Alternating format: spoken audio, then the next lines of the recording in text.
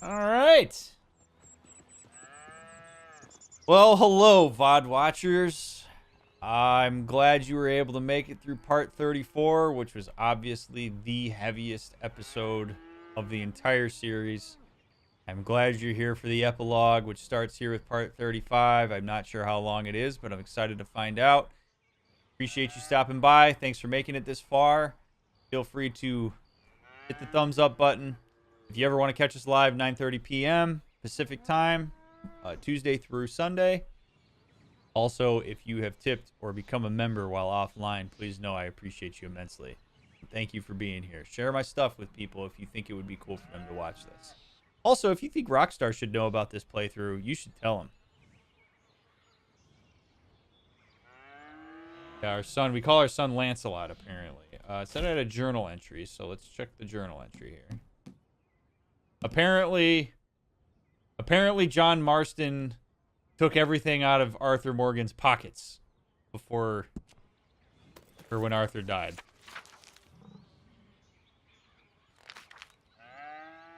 Oh, this is still Arthur.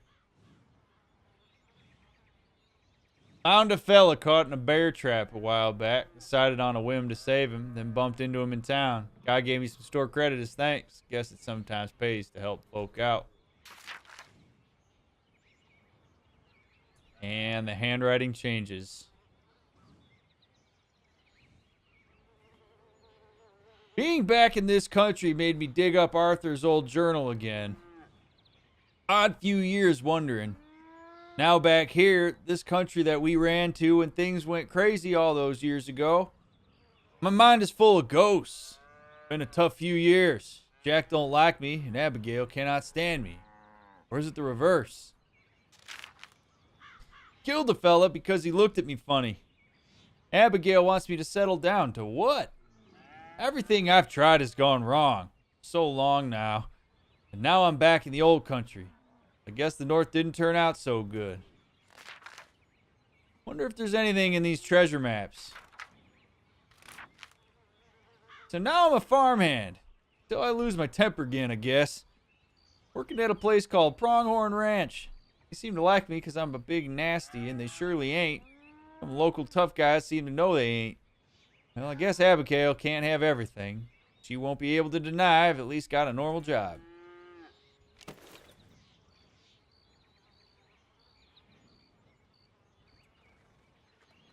That's awesome, Victoria.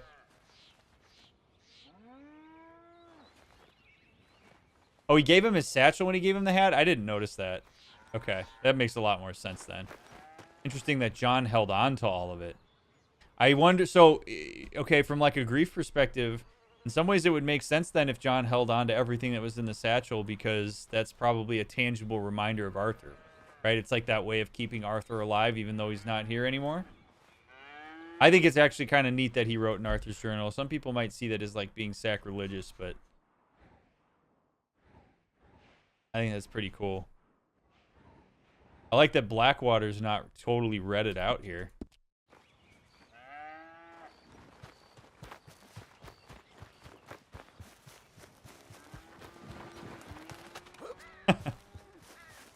Did my best, Doris.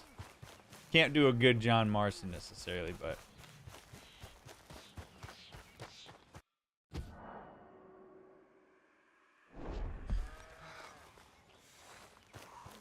Alright, let's see what these folks got for me.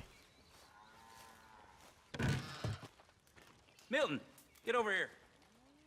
Mr. Geddes, this is the new ranch hand I told you about. Well, I heard you had some trouble with your welcome, but you kept your nerve and protected my property. No, it was nothing, sir. I'm David Geddes. Pleased to meet you. John, Jim, Milton. Thank you for the opportunity, sir. You and Mr. Dickens. Well, you work hard. You be honest, you'll get your keep. I promise you that. Boy has a family. Oh, lucky man. Then you better work extra hard. Good day, gentlemen. Sir? You hear that, John, Jim? Extra hard. Hey, get over here. Mr. Dickens? Go find old Jim Milton here something to do. Make sure he works extra hard. Sure, Mr. Dickens.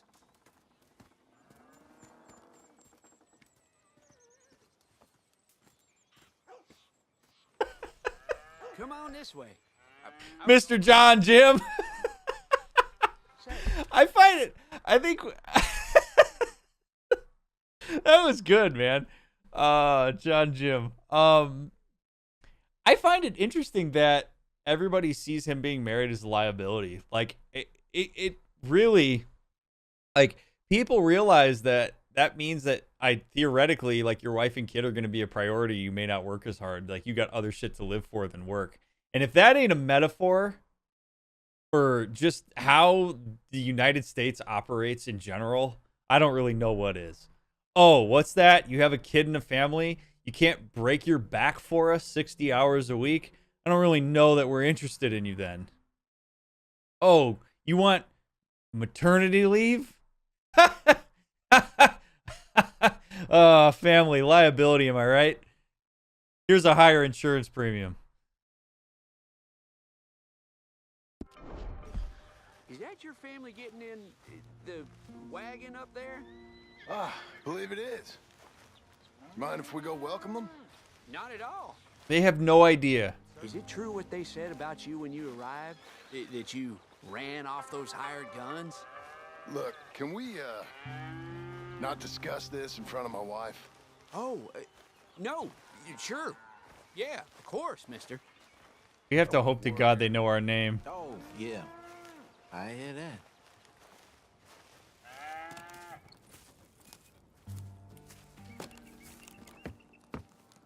Mrs. Milton! Jim Milton, how fine you seem. This kind man just collected us. Thank you, sir. Nice, John. Smooth. I think we can be okay here. Lancelot. It's ranching work. This place is kinda... It's fine. But I hear you began your career in ranching by throwing your weight around. Real wise, Jim. What was I supposed to do? The place was getting robbed. So you show everyone who's boss? Real fine. I didn't have much of a choice. I gotta go. Jack, when you're done in here, come on out and lend a hand.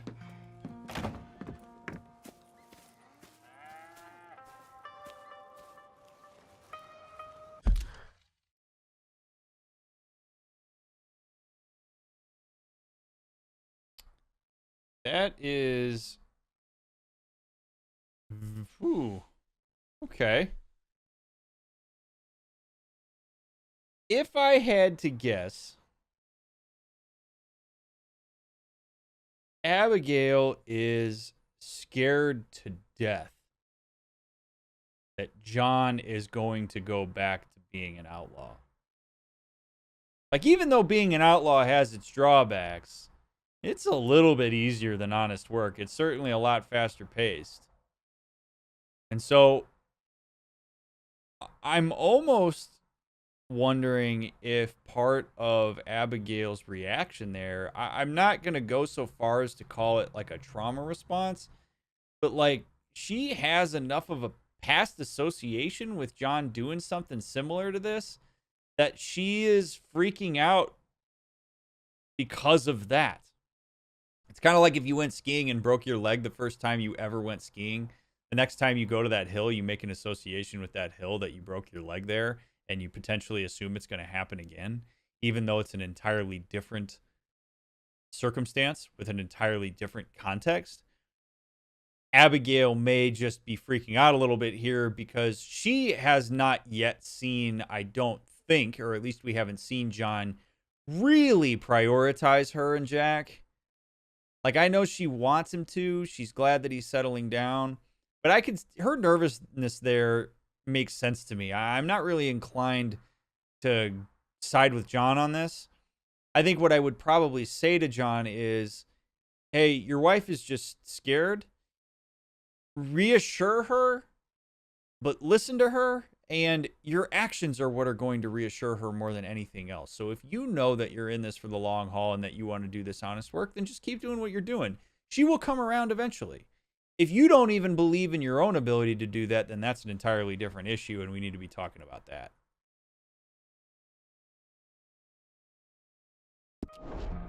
I was going to milk the cows. Come on, I'll do it. You are gonna milk the cows? Sure. Why not? I don't know. I thought you was I'm a ranch hand. A new one, at that. When you got here, them hired guns? I was just getting my wagon back. That's all. Weren't nothing. Oh, it weren't nothing. It was about time someone stood up to them fellers. No. Where are you from, anyway, partner? Around, you know. Up north, mostly. Been in these parts before, but that was years ago. Oh, it's changed. The rich fellas are coming in and buying everything, the ranches. But, well, it ain't as wild as it once were, at least. There is that. Say, if it ain't too personal a question, are you a gunslinger, mister? Can be. Good Lord, no. Nothing like that. Now, just a ranch hand then. Just a ranch hand. Failed at a bunch of things, like most men. Well, I feel a whole heap better having a ranch hand like you around. That is for sure. Let's see how you feel once you see me work. All right, then. Here's the cows. I can't tell if that guy wants John to be a gunslinger or not. I think it's fine that he's being nosy, though. How do you think Jack feels about his parents arguing after all this moving around? I don't know. Jack's reaction to it seems to be very similar to how he's always reacted to it, which is that he doesn't really react to it. So it seems to, I mean, my guess is that Jack probably sees that and goes, yeah, here they go again. It's not necessarily great because he hasn't seen a ton of resolution between John and Abigail, but I wouldn't know how he feels unless I had a chance to really observe him. And right now he seems to be either unaffected or he doesn't show that he's affected.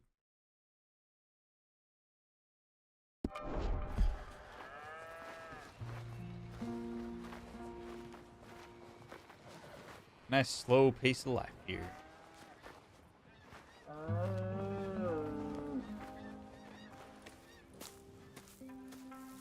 Yeah, we used to have a bunch of women here did most of the milking. Yeah, but most of them drifted off. Okay. Wonder why. With milking? You know, I ain't really done much of it. Could never really get the hang of it. You serious, mister? Sure. It's Jim. Jim Milton. Hey, just sit down, I'll show you how. Approach her calm now. She don't take too kindly to surprises. Yeah, if you grabbed my nipples out of nowhere, I'd freak out too. Push left or right to milk the cow. Isn't even that hard. Okay. What were you freaking out about, John? Almost got a pail full.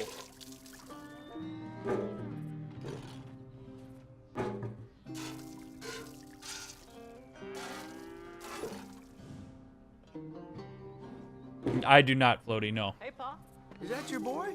Sure. Abe, Lancelot. Well, hey, Lancelot. Hey. We're gonna make a dairy maid of your paw yet. I never thought I'd see the day. Watch and learn, partner. We all gotta earn our keep. Come on. How about you and the boy help me clean out the stables? Sure. Come on, son. Damn, John learns. John learns quick. 12, sir. Ain't that grand? It's such a fine name. I like it. I got imaginative parents, sir. I can tell. Now, it ain't pleasant work, but it's gotta be done. Mr. Dickens said... I know what he said. We'll do it. Won't we, boy? Mm-hmm.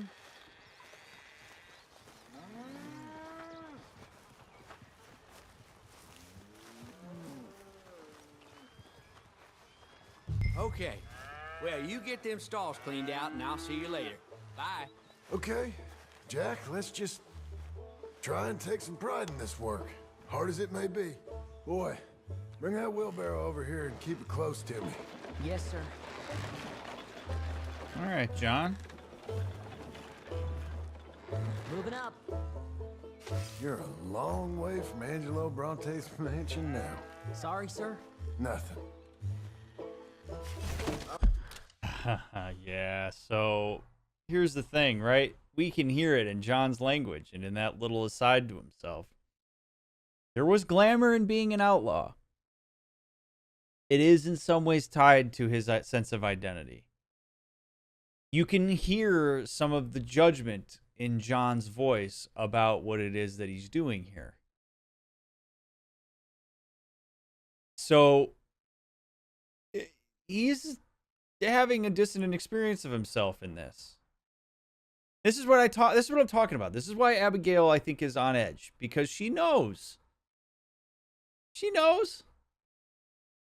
Like, he fantasizes about what it's like to have the freedom he perceived with being in a group that could go and do whatever they want. He got to go in mansions. He got to smoke cigars. He got to do cool shit. It's not exactly great when you have a wife and kid, because they need some stability. Wife and kid, by the way, being something you choose. If John wanted to go be an outlaw and be by himself and stay single, great. You start roping other people in like this, especially a child, yeah, you got to give up some of that stuff. You got to grieve it. I'm guessing that John has not really grieved the loss of who he thought he was when he was with the Vanderlins. And as a result of that, may still have kind of a piece of him in there that thinks he's either still capable of that or that's still who he is. And he's going to be fighting with that until he grieves that. Like, that is not who I am anymore. That there is potential in this work. I may not like it. I may not find it as satisfying as I did as being an outlaw, but this is a decision that I'm making to take care of my wife and kid. You can absolutely hear it in his language. He's not over it. No way. He's not happy about this. Oh, it splashes. Boy, we got a lot of shit to clean up. God. Coming.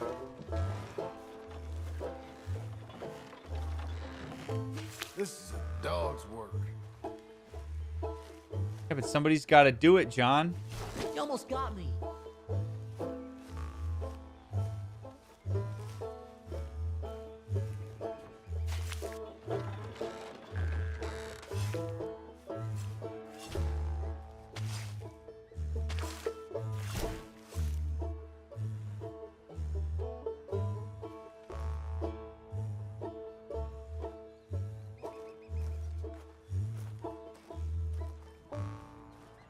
From gunslinging to shit shoveling.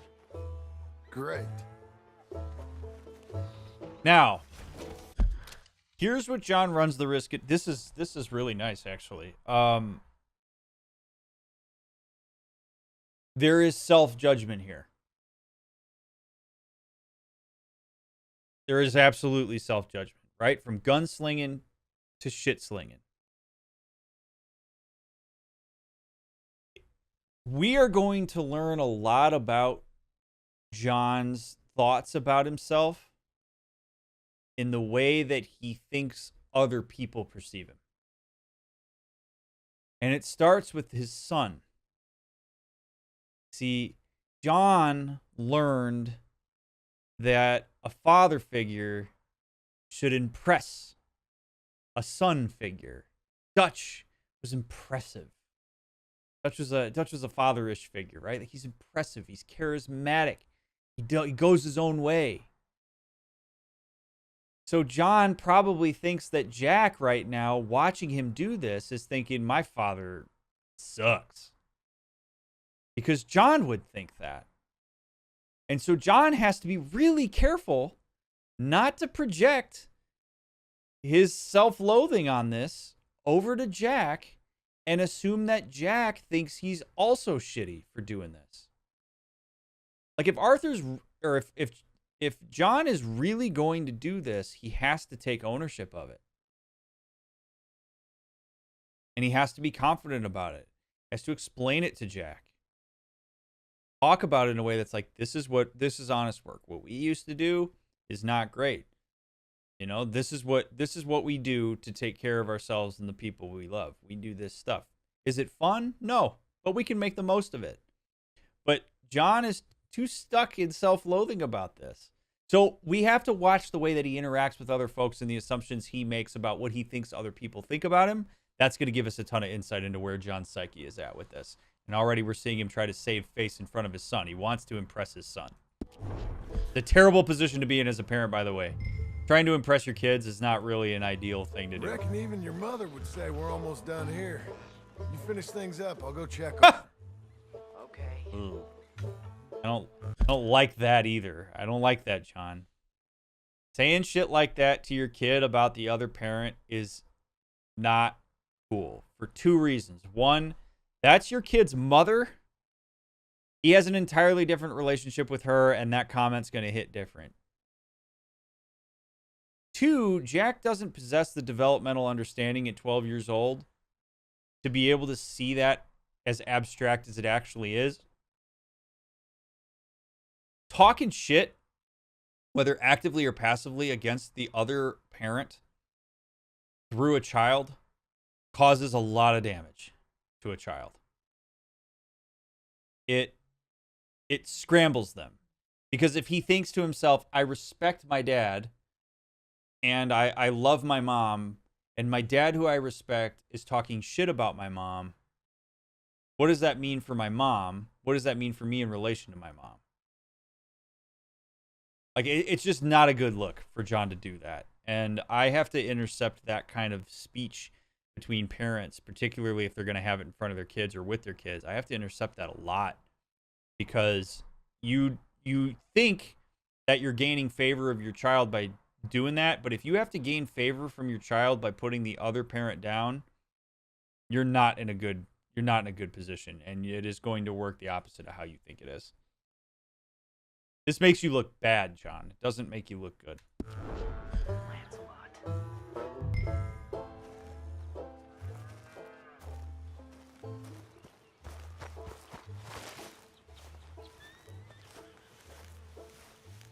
Because the other thing that a kid will do is potentially think, does dad talk shit about me when I'm not around?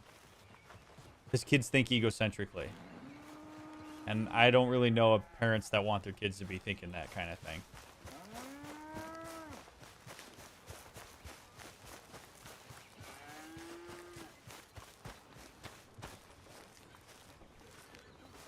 Look at this. We got a nice little house. We're doing okay.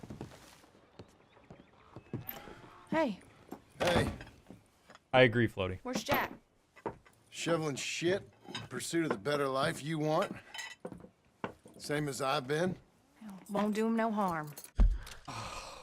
Oh, these are going to be fun.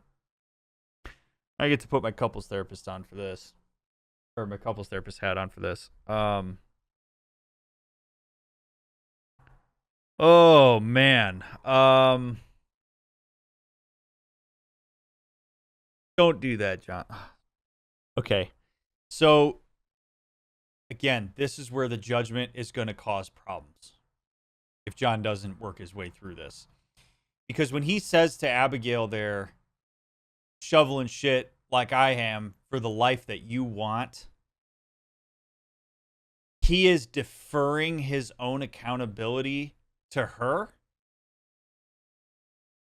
saying that it's her fault that he's making these decisions, which is total bullshit. You can't cherry pick this. You can't take all the bad aspects of what it is that you're doing or that you don't like and then defer the accountability over to Abigail and say, well, you know, I'm doing this because this is the life you want and I'm trapped in this. No, you're not, John.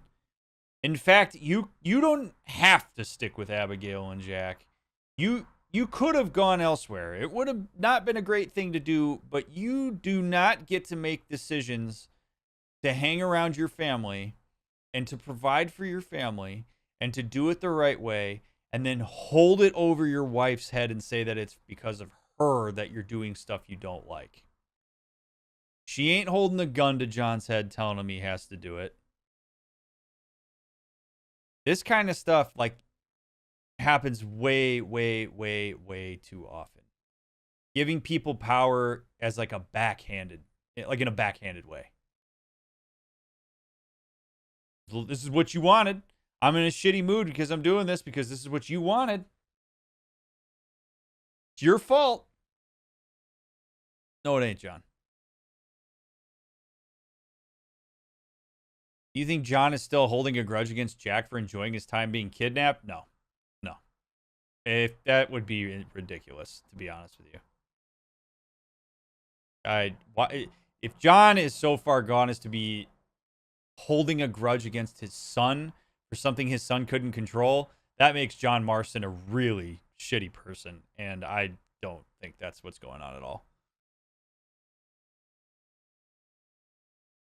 I wonder if John has stuck around in some ways because it was Arthur's last request. Maybe he has, but that's beef he has to take up with his internalized version of Arthur, not with Abigail. Abigail can't be Arthur by proxy. Again, John has to take accountability for his decisions here.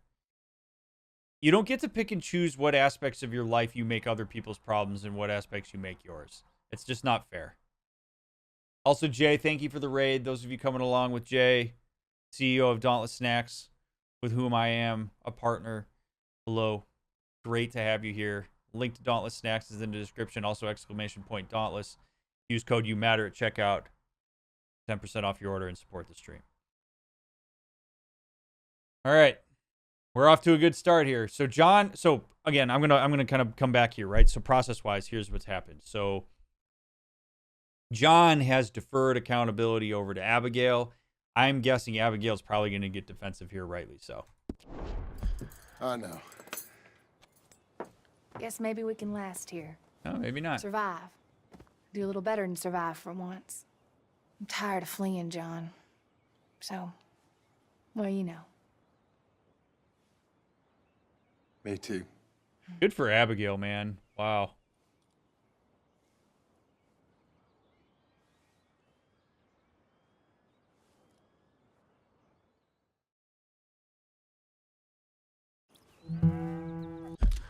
Wow!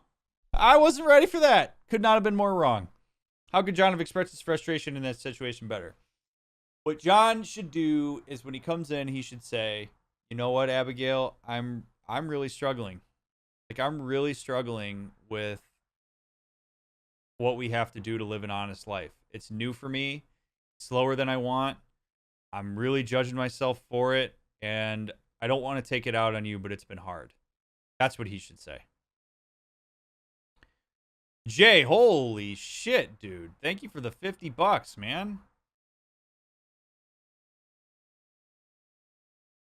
I appreciate you, sir. Y'all, please take a second. Go to Dauntless Snacks. If you're watching the VOD, pause the video. Go to Dauntless Snacks. Jay's a veteran. He busts his ass for his company. He makes delicious meat sticks. I promise you, you'll like them. You have never had a meat stick as delicious as Dauntless Snacks. I don't partner with many people. Dauntless Snacks is one product that I absolutely believe in. Use code YouMatter, 10% off your order. It also supports the stream. Jay's super close on his jalapeno variety Kickstarter. Help him out with that as well. But Jay, thank you so much for the $50, dude. It's ridiculously generous of you.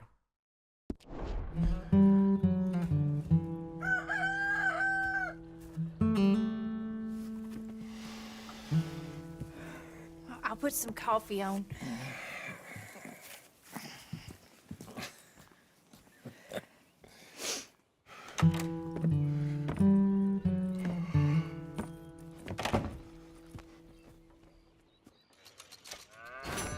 I got $14.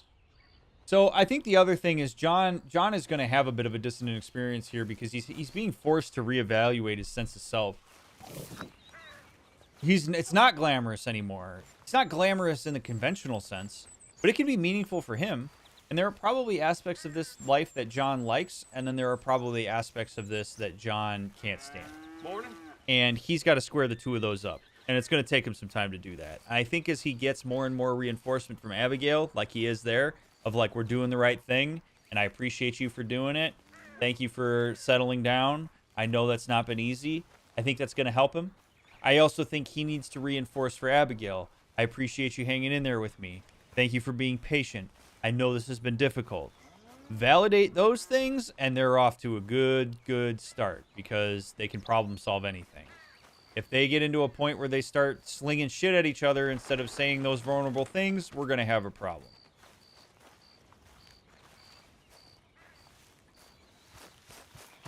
Sucks that we don't have thousands of dollars anymore, but is what it is. All right, we've got, what do we got? David Geddes, Tom Dickens. Let's go do David Geddes first. Where are my other hands? Damn it, Abe. Abe? Mr. Geddes. I said, Abe, Yes, sir. where are the other hands?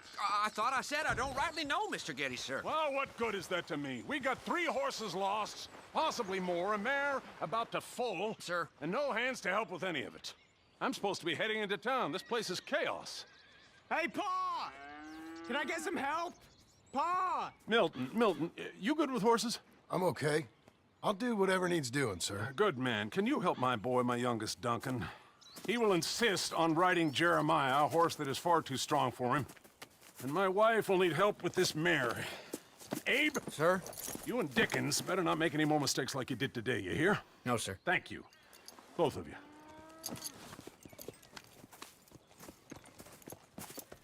I think that I know I'm pausing a lot, but I think that this epilogue so far is also designed to get us to empathize with a phenomenon that happens with a lot of folks, in particular veterans. And Jay, what you said kind of catalyzed my desire to pause and say this. These are going to probably be boring moments relative to what we were doing. Right? Like, we were in hot air balloons shooting rifles at dudes on horses. We were robbing trains. We were robbing banks. Because, like, here's the thing. Despite how shitty some of that stuff was, it was exciting. It was interesting. It was novel. Our brain loves novelty. Novelty makes time seem like it's going by slower. Novelty is just inherently, our brain loves it. When you have this day-to-day farmhand stuff, there's not really any novelty to it, or novelty is a lot more nuanced. It's not as in your face as this game has been for the first 34 episodes. Well, it's very similar to a phenomenon that some veterans, particularly veterans that were in combat, will talk about, which is that environment is so stimulating. There is so much going on. Your survival instinct is kicked up. Your brain is on full blower all the way. That when you go back to civilian life, you come home, it's boring. And you can never quite get yourself up to the level of excitement that you had at that period in your life. And as a result, this can actually become depressing. Where you've moved your bar so high for what's stimulating and exciting that nothing in these moments gets you there. It's like you're trying to chase a high that you just can't find. And that can be incredibly distressing for folks. And I'm guessing that John Marston is probably going to go through something very similar here, where nothing that happens here is going to be as exciting. We're going to go find these 3 horses, and it's going to be like, whatever. We bring them back, and that's it. You know, there's no train robbing. There's no blowing up bridges. There's no doing any of that stuff. So this is going to make us feel dissonant. We're going to long for the days we were with the Vanderlins because it was more exciting for us. And John. Come on, he's over here.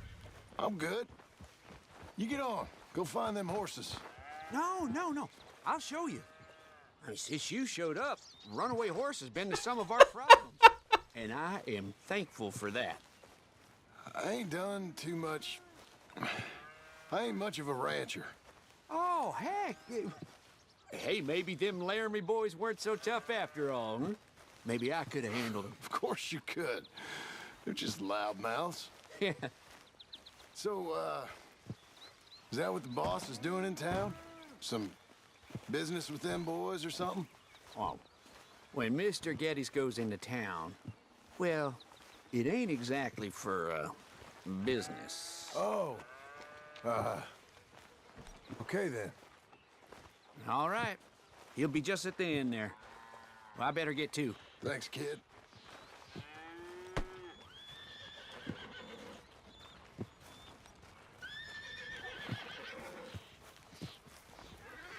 Like, I mean, in fairness, this is not as fun.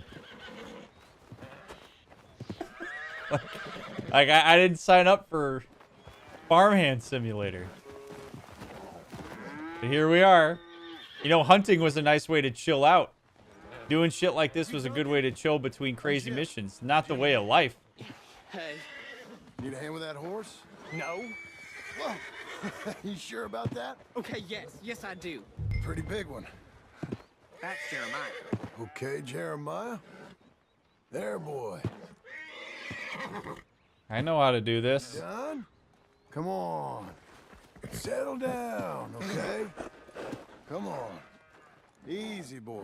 Oh, someone put some onions on their oats, didn't they, boy? Calm down. He likes you. Ain't sure he likes any of us, but I'll make him respect me and behave. Can't you teach me how to make him behave same way as he does for you? I'm supposed to go help your mother. She's got a horse in foal. That'll take hours. Well, training a horse can take hours. Just give me a quick lesson, sir. Please. Okay. Let me ride him a bit first. Get some of the spunk out of him. Okay. I'll wait in the corral. Hire out Jeremiah. Okie dokie. Yeah, boy. Yeah, Jeremiah.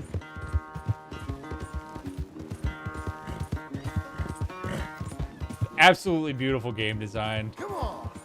Where's that big mean horse? Like, cool, riding the horse around. Let's get a lather up. This went from being a means to get places that we didn't think about to being a main mission. Just get in John's shoes for a minute. We're in them right now. This is what we used to just do.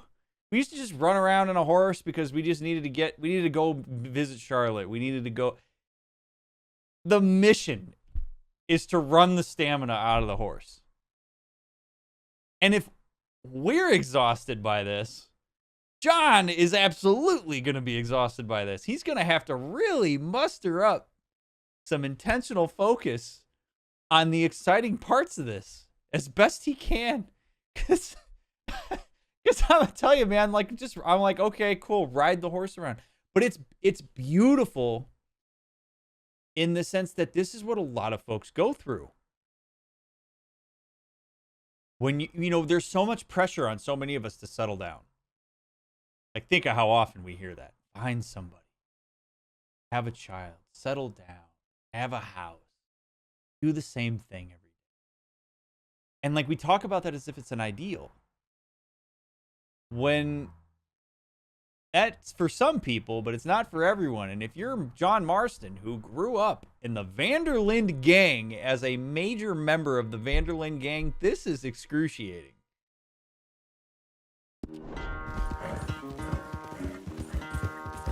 I mean, John is likely to make his own drama, if for no other reason than to be stimulated.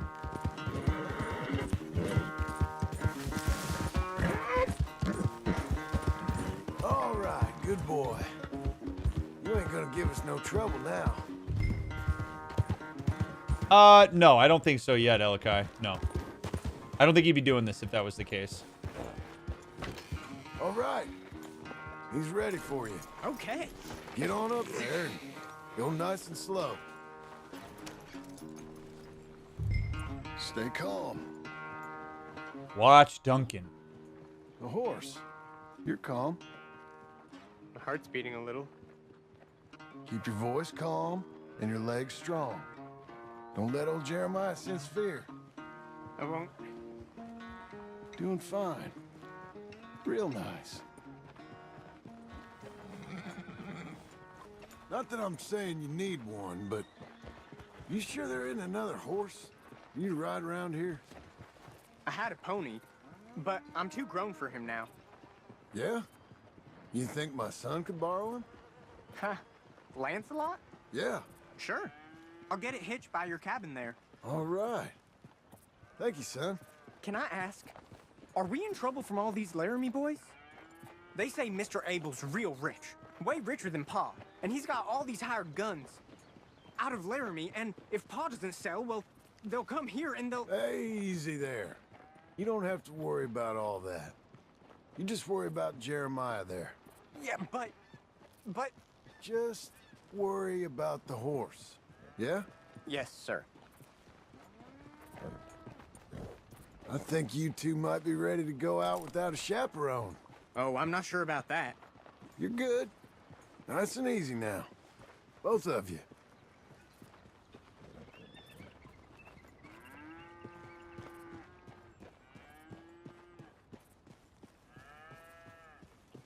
You, Mr. Milton? I thought you were gonna help me. I am. I was. I'm sorry. Come on. I need a man's help. Duncan, what have I told you about distracting the hands? I'm sorry, Ma. Well, I hope you'll listen to me better than my husband. Thanks, Jim. You're doing fine, kid. Give him a carrot when you put him down. Ah, John. Just wants to help. When's the mission when you fill out your tax return? Yeah. Gotta come in here. Mr. Geddes needs you to sign your W-2.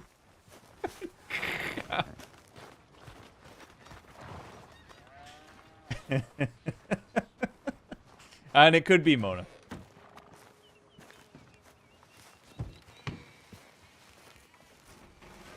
Alright, what you need, miss?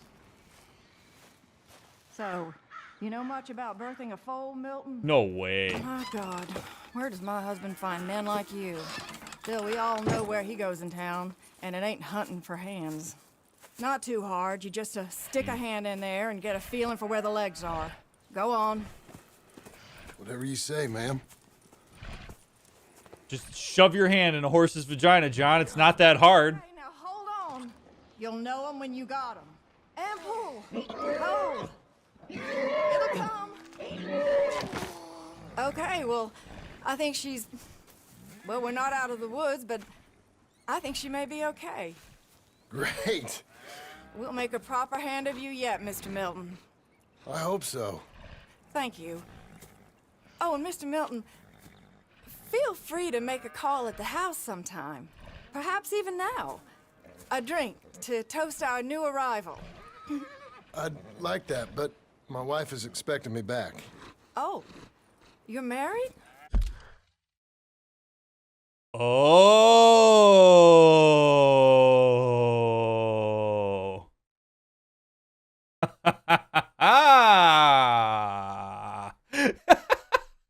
Well, then. So we bring some single hands around and maybe Miss Geddes gets a little something, something, something. That is okie dokie. Well, oh, you're married. Holy shit. That's not what I was expecting at all. Jesus. Like, I mean, that was pretty heavy-handed.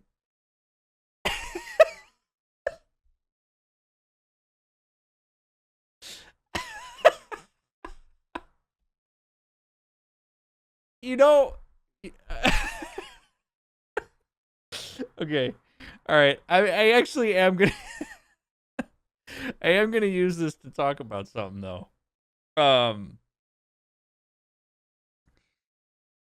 There are times where people know that affairs are happening and it's actually like fine. Because sometimes people know, like, sometimes it also gives this person, in this case her, space to be able to do theirs. I recall one time here, this wasn't a case of mine, but hearing a case, and we talked about it in class one time where this guy had been having an affair for years and thought that his wife didn't know. and in therapy came to a point where it was pretty clear that it needed to be disclosed because it was driving the guy crazy. And when the guy disclosed it, his wife was like, "Oh, I know. You've been having an affair for years. I know." But it played a function in their relationship because she had no interest in being intimate with him. And it allowed them to not have to have a sex life. They didn't have to do the work to figure out their sex life. So in that way, the affairs actually worked for the relationship. But there was so much distress in all the secrecy and in all this guilt. So I talk about this very generic, who even knows if it was real case, to bring it back here where we might immediately look at this and go, oh, yikes, kind of like I did. But that may actually not be the case. It may actually be that this is totally functional for their relationship. Maybe their marriage is great on every other level except for their sexual relationship. And so he goes into town. He does his thing. She does her thing with some of the farmhands. It gets them what they each need. And then they're able to have a totally sustainable marriage as a result of it. That could be what's happening here. The only reason it feels gross is because we know that John has a wife. And so when John says, I have a wife, you see her immediately back off and go, ooh. She's not anticipating that. Maybe there's even an agreement between her and her husband that they got to be single so that she has a shot at him. We're often very quick to judge the mechanics of a relationship that we know would not work for our own relationships. But one of the things you learn as a therapist, particularly a therapist that works with relationships, is that there are all sorts of different dynamics that can sustain a relationship that wouldn't sustain others. And being curious about that goes a lot farther than judging it. So, food for thought. I didn't know we had any married hands. Yeah. We have a boy. Maybe you've seen him around? Oh, I'm busy. Too busy for social calls. Of course. Good day, Mr. Milton.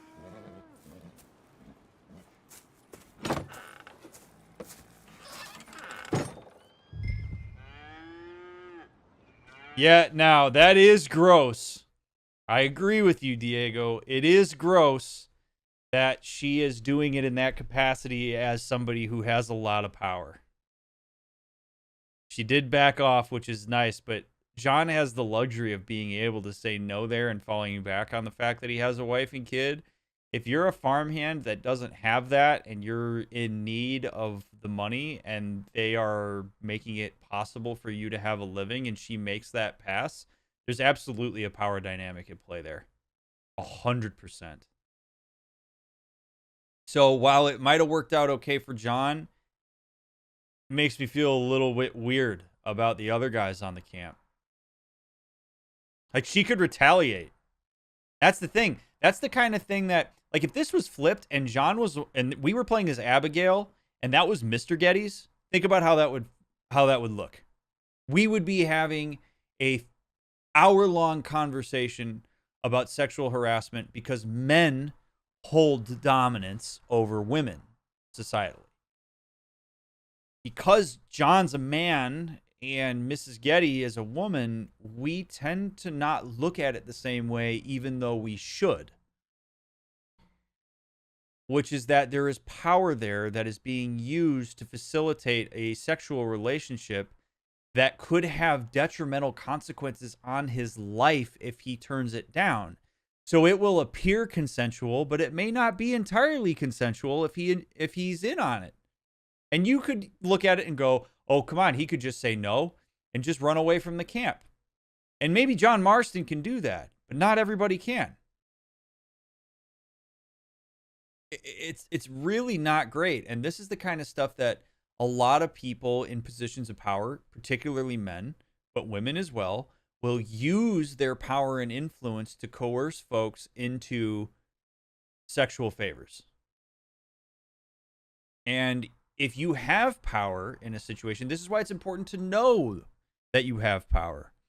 Because when you do stuff like that, it is not a level playing field. You have to understand the power, control, and bias you have in a given circumstance so that you can work with it accordingly and make sure you're taking care of the people around you. If you are in a position of power as a manager, for example, you can't flirt with people underneath you because it sends a mixed signal and it's coercive, even if you don't mean it to be. People who don't understand their power dynamic in a given group that they're in are the people who create those problems, or people who do understand the power dynamic and use it nefariously are people who cause problems. Be a person who understands the power dynamic you have in a group and use it to do good by people and to monitor yourself.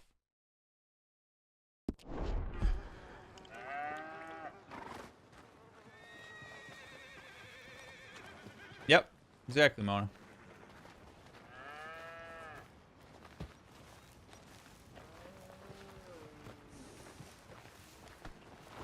I mean, that could get really bad for guys really fast. That's really gross. You know, we kind of look at it and go like, oh, ha, ha, ha, ha, ha, but again, if that was a dude and John was a woman, there's no way we would laugh at that.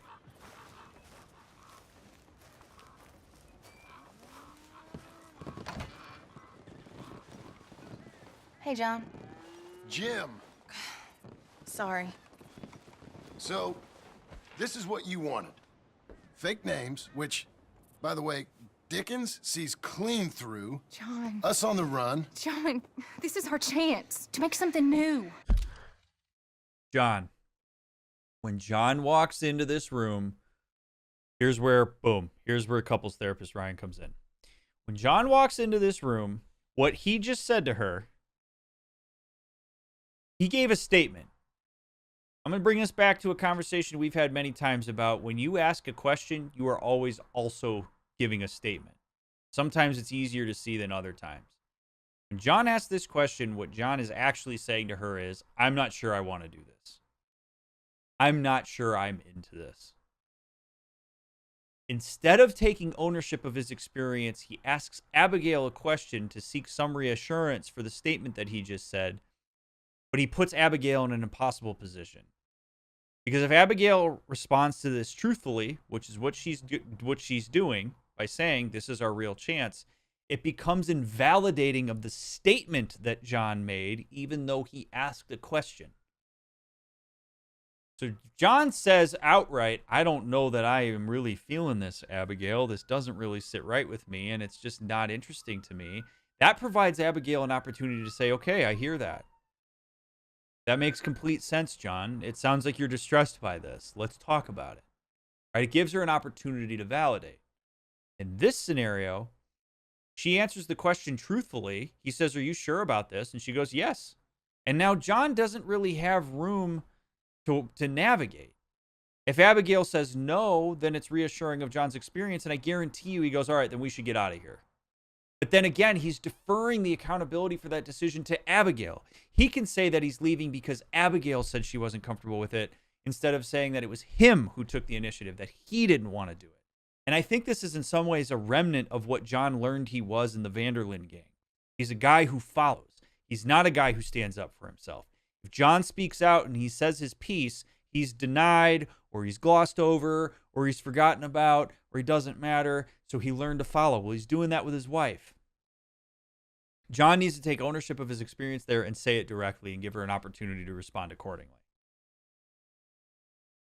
And this is what I, as a therapist, would be helping him understand. I would have stopped him right there and said, John, I get a sense you're trying to say to Abigail that you are not fond of what the current circumstances are, and I would like you to say that as a statement. Don't ask her. Because she's going to feel that pull for reinforcement, even though it's not explicit. Come on. Please. For me. For him. How's he been? Been kind of withdrawn. quiet. You know, Sure. take him out, please.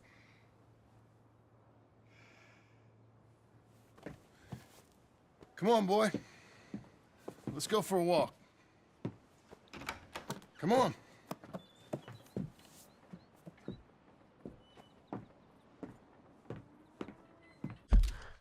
Oh. I mean, not so subtle, but Jack looks to his mom there. John makes a demand. Jack looks to Abigail. Is this okay? And Abigail kind of has to shoo him through. Tells us that Jack is still not totally comfortable with John. Maybe that John just doesn't quite yet have the reliability and consistency that Jack needs. And we're seeing that through some of this passive doubt that John's expressing even in the moment. I mean, at 12 years old, Jack at the very least can monitor the conversation that's happening. But Jack looked over to Abigail. We see this with children a lot, particularly if the parents are not perceived as a unit. John says, come on, boy, let's go for a walk. Jack looks over at Abigail for her approval. Abigail goes, yep, go ahead. And then Jack goes. So John is needing a lot of backup from Abigail for his place in the family. And Jack's really only comfortable doing this because he looked to his primary attachment figure for the green light. We seek proximity to our attachment figures in times of distress. Jack seeks proximity through eyesight and gaze with Abigail in time of distress when John asks him or tells him, let's go for a walk.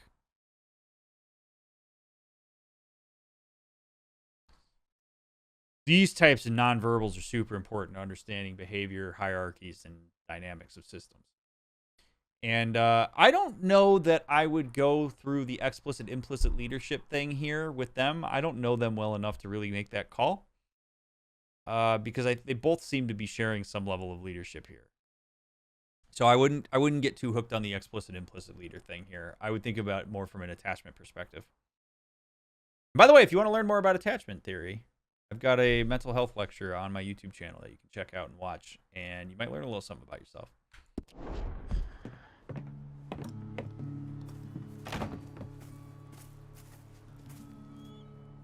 Round to the left. What do you see? The pony? Get on him. We're taking a ride. Duncan, Mr. Getty's boy lent it to you. Another thing that I'll say really quick about John is that Abigail, I think, is pretty smart here when she says, do it for me and do it for Jack. John has spent a lot of his life doing things for others, and we're seeing that in even the way that he communicates. John has not really learned how to do things for himself or to stand up for himself. He may think that's what he's doing, but he's always in service to somebody else. And that's been clear for as long as we've known him. Are you coming too? Okay, let's go. How you doing? Fine. Can we go home? No. You're... Stay calm. Where would you like to go riding, aside from home? I don't know. But maybe that stream? Good idea. Now, you know all this. Get him going. Come on. You know. The horse can feel your fear. Just act confident, okay? Uh-huh. Confident. Yep. Oh, I love him. He's trying. He's trying. I give John credit for trying. Never tell somebody to just be or act confident. It just doesn't. As like an outset, like you got to give an explicit directive here of how the horse is going to perceive you as confident. Okay.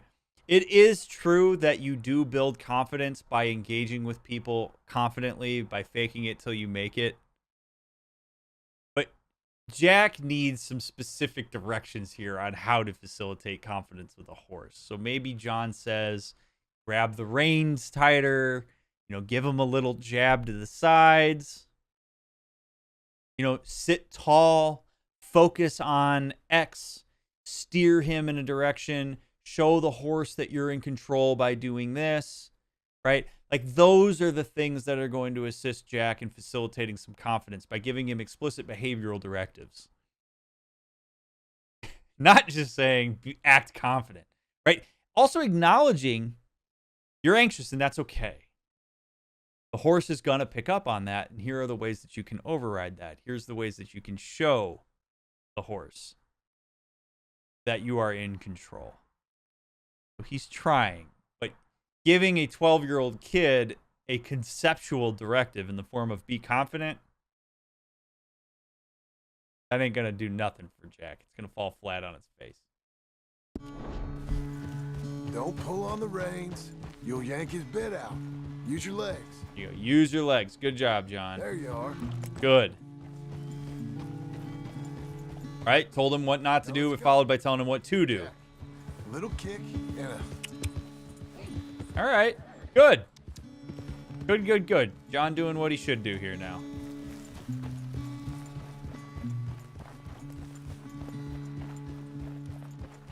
See? You can do it. How about you speed up a mite?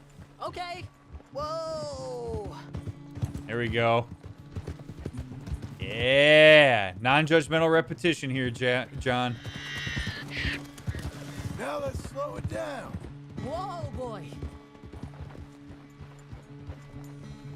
Man, see? Quick little nitpick about the game design here. I hate that Rockstar puts the little thing, dialogue text up top that says, make sure that Jack doesn't go too fast or else the horse is going to buck him. Let that happen to me.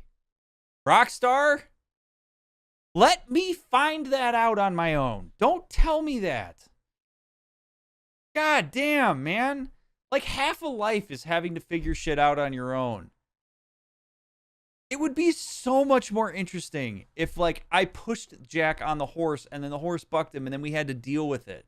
Don't tell me at the outset, make sure you slow him down. God, I don't need my hand held like that. End rant. What, is Jack going to get bored if we go too slow? Yes, Rockstar absolutely just backsat this entire game.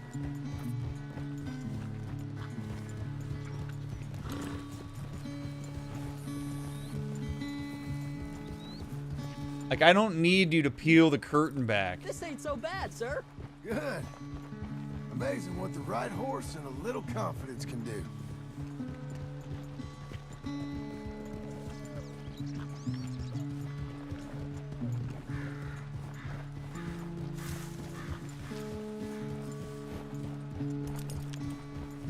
Right, Vic? I know.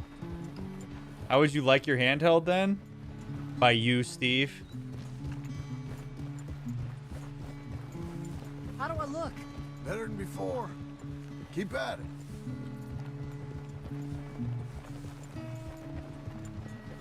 Can you imagine if they did that for gunfights? Remember to bring a gun so you don't die. Yeah.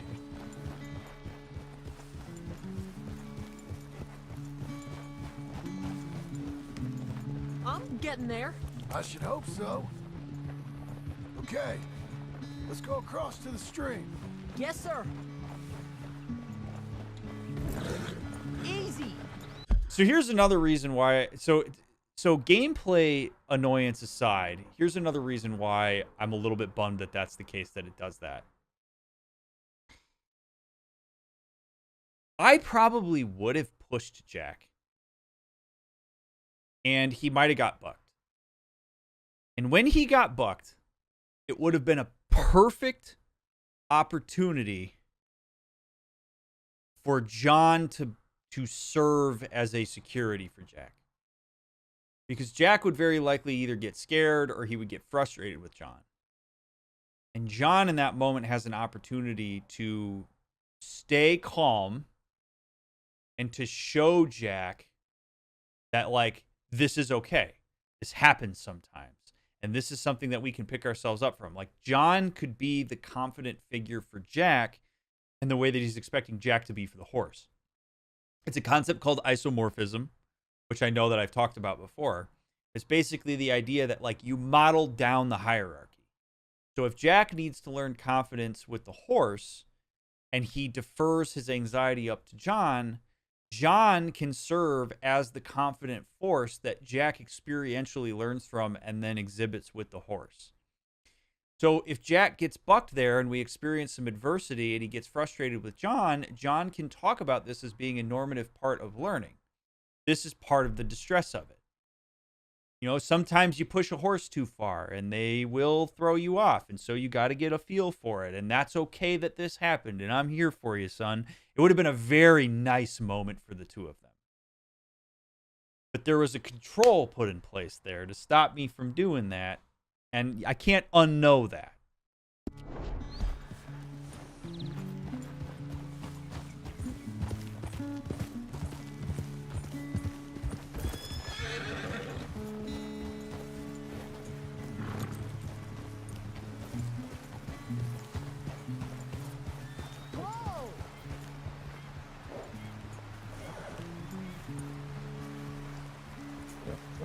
Here we are. Yep, We should get back. You think you're ready for a little race? I guess. All right. We go back to the path and up to the ranch. Okay, on my go. Ooh. Jack taking some initiative. My horse is going to dominate your pony. Hey, See you later, Squirt. come back here. You'll have to catch me.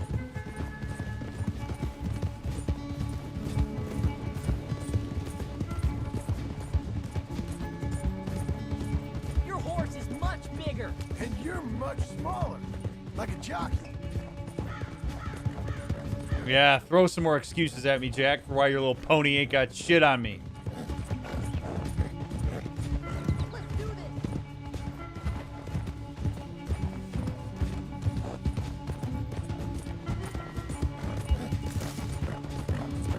I'm getting past you. Jack needs the FIA stewards to step in.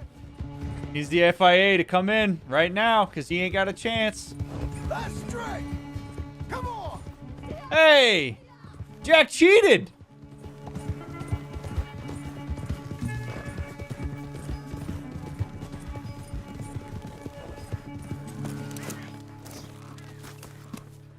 I beat you. I beat you. Well ridden, son. I beat you. Like I said, your riding has gotten so much better. Thanks. Hey, keep practicing your riding. You too. You need it.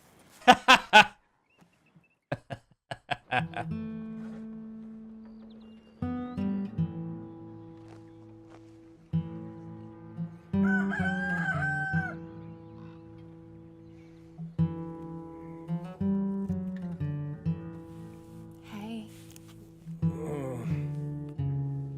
I'll get the coffee home.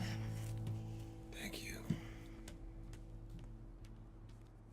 I'm headed to work today myself, Jack. Huh? So you stay out of trouble. Where are you working? I told you. Cleaning at the doctor's office. Bye. Bye. Get the place tidy. Okay, Pa. I'll see you later.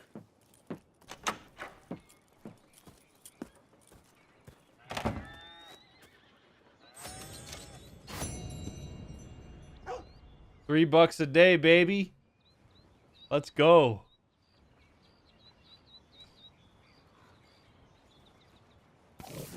So it's a little bit of a delicate situation of whether you let Jack win there or not. I legitimately just went the wrong way. I really thought that I was supposed to follow him along there, like along the road. So it's partially my fault. But the thing is, you could go either way on this. It's all about how you contextualize it.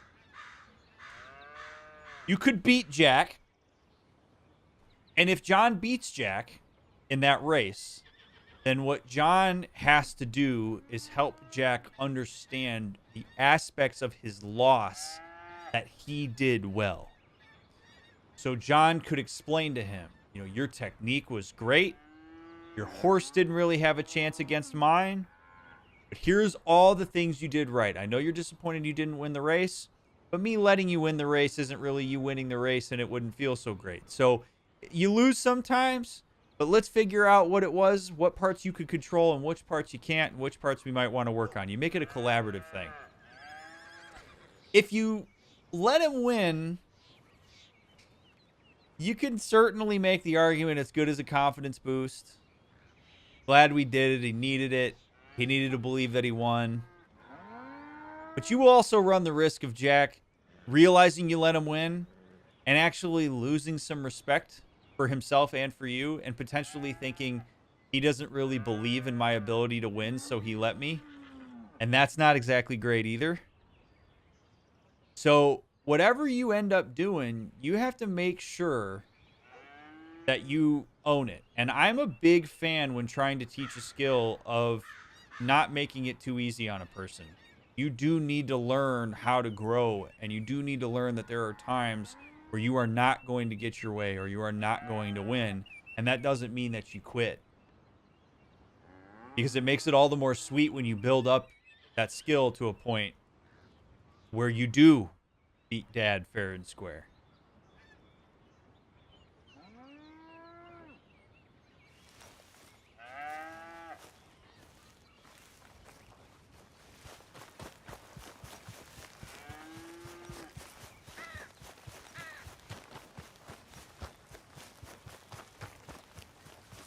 Yeah, Pancake, you're going to want to watch part 34 because there's a lot that happened. Hey, Milton. Can you give me a hand with this fence? Sure. Know much about fence building? Nope. Not really. Can't build a fence, can't milk a cow, ain't used to shoveling shits, but took on a gang of robbers single-handed. Guess we all got our peculiarities, Mr. Dickens. What was you doing before you came here? I told you. Wife got cheated out of inheritance. We was in a legal dispute. Not what It was you a were bad doing. time. That sounds awful, but I guess I don't believe a word of it. Just be I honest, was John. raised to take a man at his word, and also to believe this is a free country. So free that I can't tell you what to think. So I guess it don't much matter what you believe. But I will work hard, and I learn fast. Okay. Give me a hand with this fence. That's a great line. Way to go, John.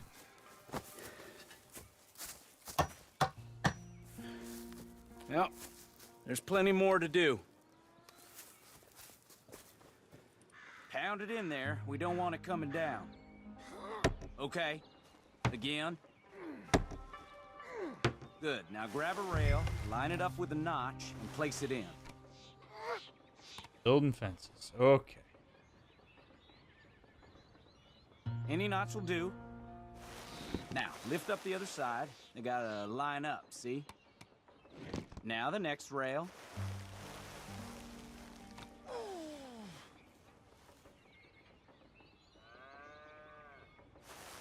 Fine.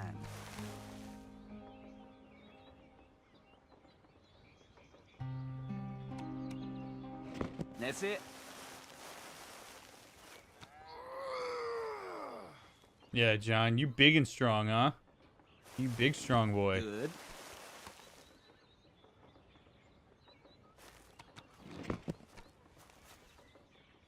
That looks okay. Go to the next post and pound that in. I'm kind of over honest work. Jesus. I hope you've grasped the basics.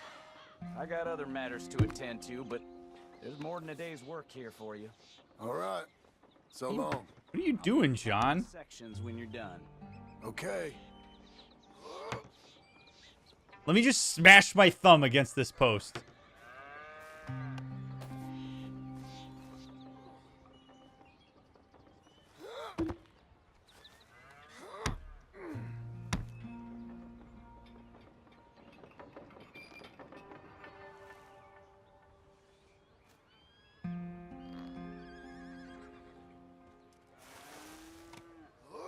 Oh, man. Oh, the glory of the last post. Oh, let me just finish this project, sir.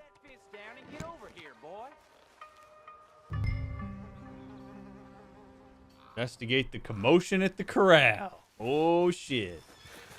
We got a steer. Come on, son. Hurry. Hurry. What's the matter? Get over here. Coming. Come on, give us a hand. Know much about bulls, Milton? Just the basics. Don't make them mad. Angus Geddes, this is Jim Milton. Mr. Milton, Angus is your boss's son. nice to meet you. Let's try and move this great hunk of chuck. Come on, move! Why would you hit the bull, you idiot? Holy shit. I'll get him. Just keep on, Milton, and try and calm him down. Bad. Oh, shit. Oh, boy. Oh, that was scary. That was so scary, and I'm even wearing red. Oh, my God. Wild bull. Come on. Come on, boy. I ain't terrified of you. Ooh. Come on. Got him. Let's talk. Come on, bull. Oh, God. God damn it. Woo. Come on, bull. Come on. Oh, shit. At least they know how to fix those now. Thank God.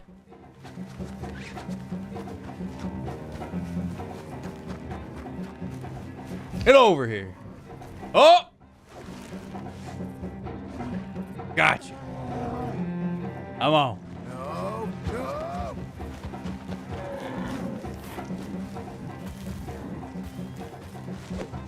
Gotcha. How am I gonna calm this thing down? You don't look like you're gonna wind down. But I'll try. Whoa there. Whoa there. Easy. Easy. Hey. It ain't Hey. so bad. Nice and easy now, boy. Hey. Hey. There. There. All better? Okay. Now come on, you hunk of chuck. Don't get no ideas. Got him, Mr. Dickens. Oh, good. How you doing, son? A bit sore, but I'll be okay. Thank you, Mr. Milton. My pleasure. And you, mister? Fine. He just got my head. Good. There he is. See you later, Jim Milton. We'll make a rancher of you yet. Call me John Jim.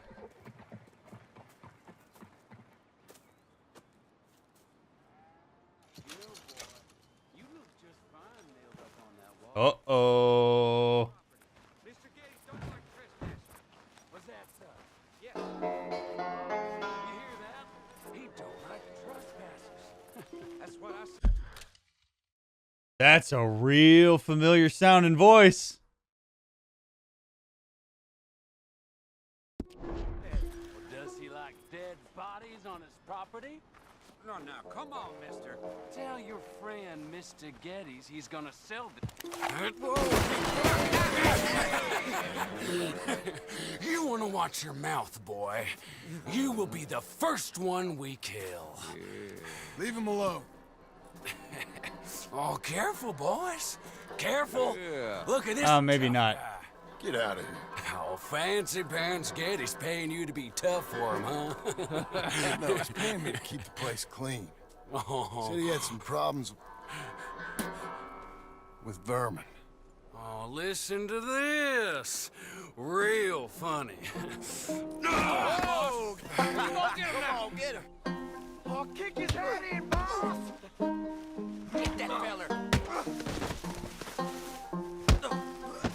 Oh, boy.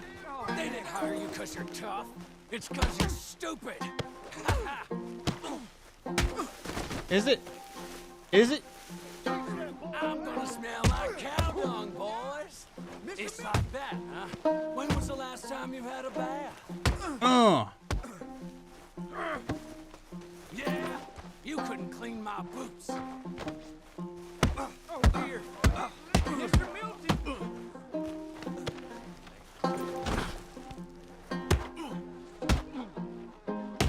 bitch! Yeah!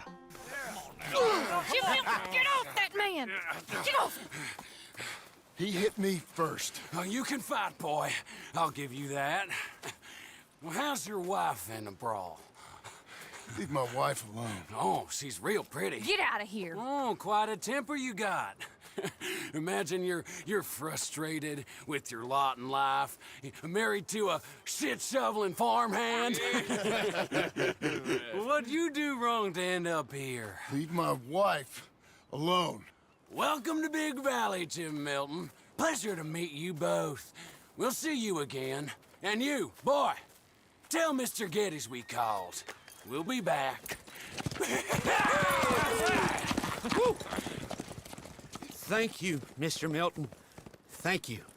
Don't worry about it. Stop acting like a goddamn storybook hero, will ya? What choice did I have? Plenty, you moron. Plenty.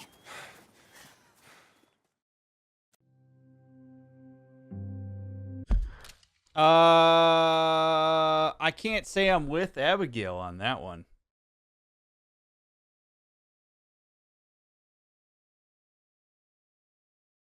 Like, standing up to outlaws doesn't make John an outlaw, Abigail.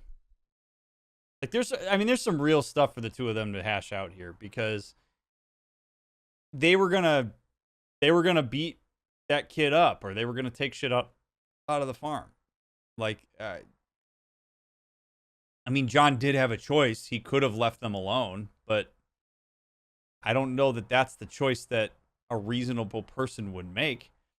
And if you want to have a good reputation and show the people on the farm that you care about them, you would do that. So this is a lot more about Abigail's personal orientation to the fear that maybe this kind of stuff is going to get John excited to go back to be an outlaw. Like, I'm sure she's worried that John beating the shit out of that guy was stimulating and exciting and reminded him of times that he longs for. Because Abigail's certainly not an idiot. She knows that John misses some of the parts of his life that were outlaw related. So I'm guessing that she sees this stuff and she thinks, oh shit, this is the kind of stuff that he used to choose over me. Which tells me that there's some real unresolved stuff between Abigail and John that needs to get worked out and talked about, so that these moments don't freak her out in the way that they are, and so that John can be a better communicator with her, because she certainly deserves that too. But I have a hard time being on her side with this. I get it, but also I think John looks worse if he doesn't intervene there. It's a choice he could have made, but he didn't.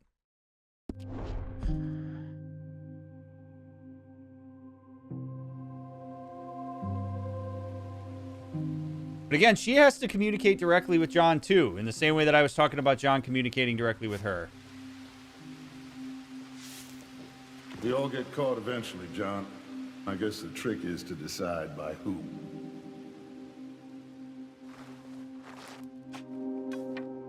Oh. Now, dear, I won't hear any more of it. You won't hear any of it. Not in front of the men. You toad. All right, smile, smile. Do not embarrass me. You don't just knock out that old internalized Dutch Vanderlyn voice. It doesn't surprise me that that's coming up for him.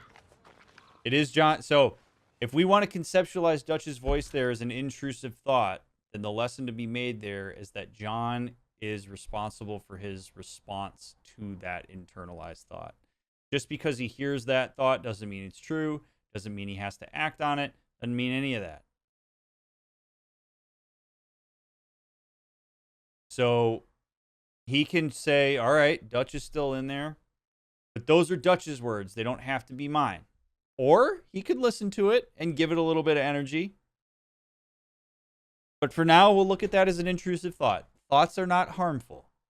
Your response to them can be.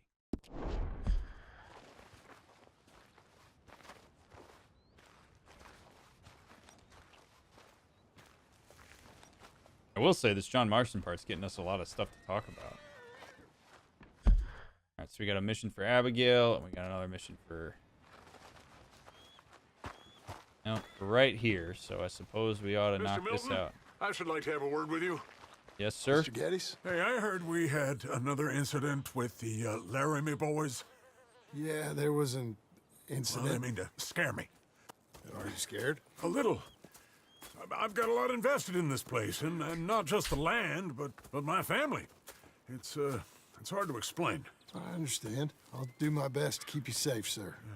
I know you will. So how's your family? Just fine. I should probably head back. Yeah, I know how it is. How'd you get on? Okay, I guess. Better? Sure, I'm just tired. I know. I'm wearing the same shirt every day.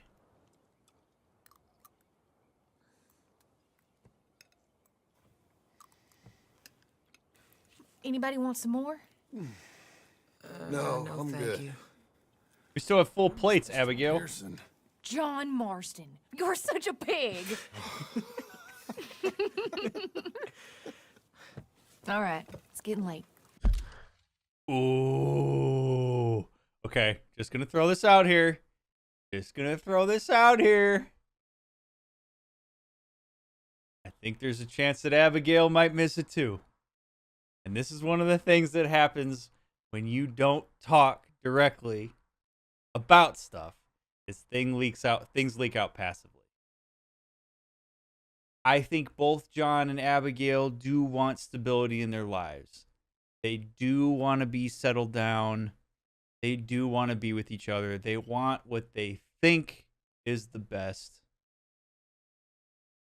Abigail rolled around with the group for a long time too. And granted, I understand that she didn't have as many options as John did, but there are absolutely parts of being in the group that I'm sure Abigail misses too.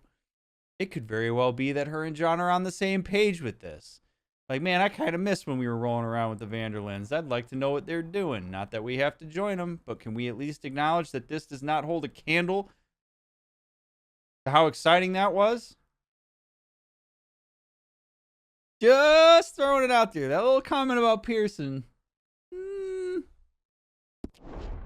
Let's get some rest. Good night, Jack. Good night, Mama. Good night, Jack. Good night, Pa.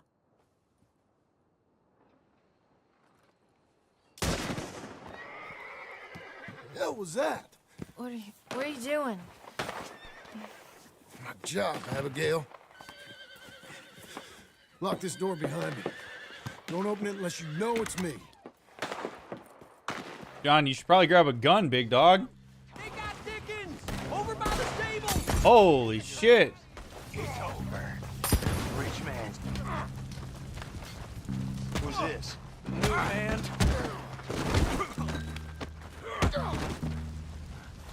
Bitch. Let me beat that other guy up. They just took on. Yeah, I heard about you. Yeah, me in my pajamas, bitch. About ready for this son of a bitch. Old ass idiot. He ain't getting up.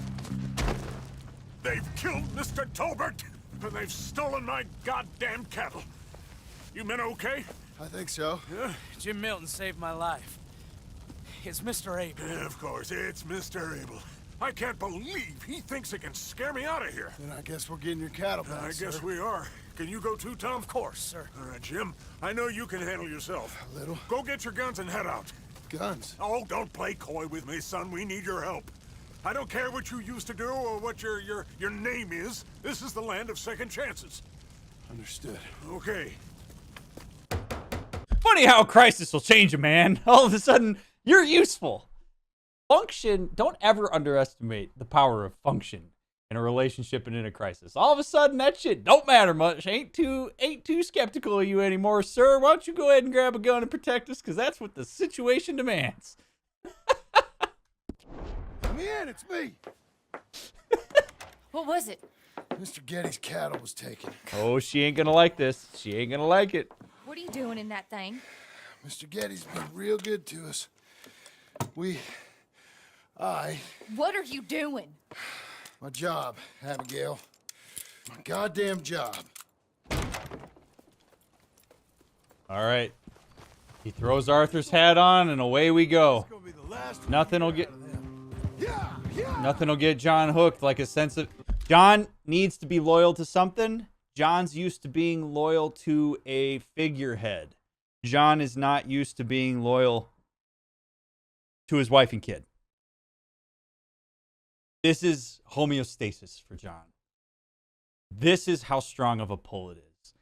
Look how easy this is for John to jump back into this. Look how exciting this is to get back into this. Okay? We feel the same draw to this that John does.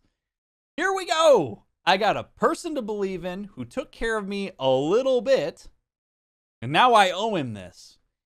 Instead of being able to look at Abigail and Jack as a sustainable thing to be loyal to and to pay attention to. Somebody that he can provide for, and that can provide for him in different ways. John's all over this. This is the dynamic we've known for years. Doing my job. This is how easily people fall back into homeostasis. This is right here. This is so realistic. Love having Arthur's hat on here. It's such a nice little like metaphor for like, here we go. We're going back to that life. Time to be Arthur again, chat. Probably not great, Daniel. I mean, and he expressed that, right? John expressed that he was struggling with the fact that Dutch was not who he wanted to be. Arthur had to literally convince him on his deathbed, so to speak, to go his own way. So yeah, this is easy for John to go back to here. Oh my God, and here we are back to shitty horses. Off your horses here. We'll be better on foot. Okay, if you say so. That's the place up ahead. There's our cows. A couple guards out front. A couple more around the side, I imagine. Let's get a closer look. Let's go. Yeah, there's plenty of guards. I'm gonna head straight in. Yep. Tom, you head up there and try and give us some cover. Abe, you're gonna try and flank the place and come in from the back. I'll give you a minute or two, then I'm heading in. Yes, sir. Okay.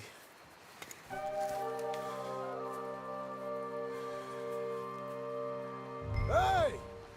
Hey!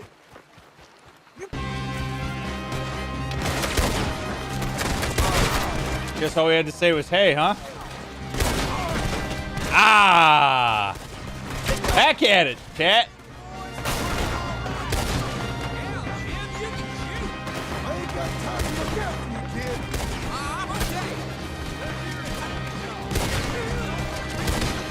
Woo! Outlaw! Look out, Tom! Let me deal with this. That was close. You saved my life! God damn, they're in the barn!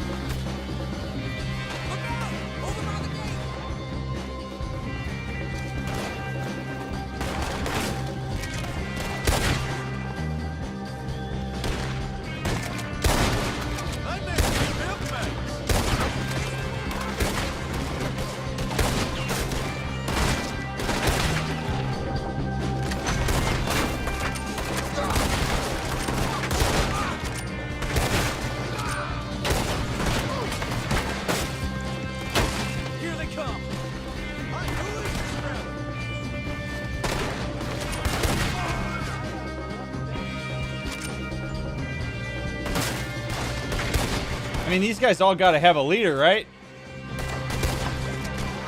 This makes you wonder who it is. Thanks, Jim! Damn Milton, you son of a bitch! I see you, Milton. You're gonna be sorry for what you done. Am I? Pay, all right. Am I? You and your wife. You ain't so talky now, are you? You ain't nothing but a bitch.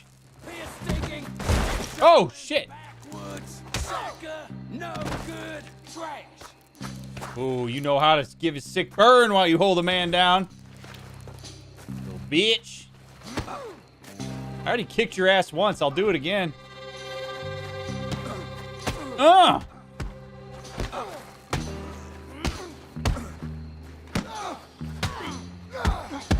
Fight!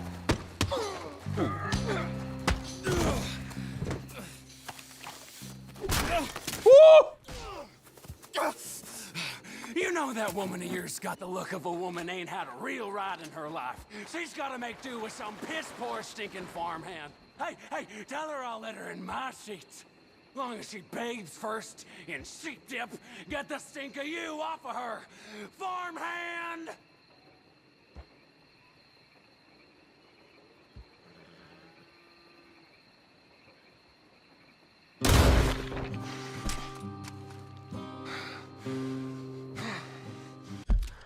So much for the choice.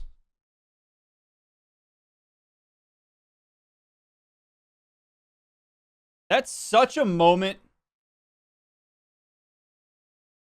for John to do different.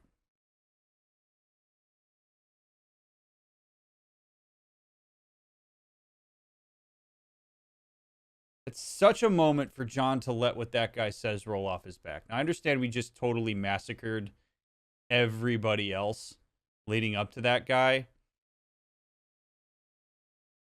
But it gave me the illusion of choice here. And I really think that it's a potential chance for John to say, you know what? No, I'm not going to let this guy get under my skin. I'm not going to let this guy, I'm not going to let some asshole in an outlaw gang tell me shit about my wife and that matter to me. Like, I'm going to tie him up and turn him in or, you know, whatever. Don't give me the illusion of choice there. If John has to pull the trigger, if John wants to pull the trigger there.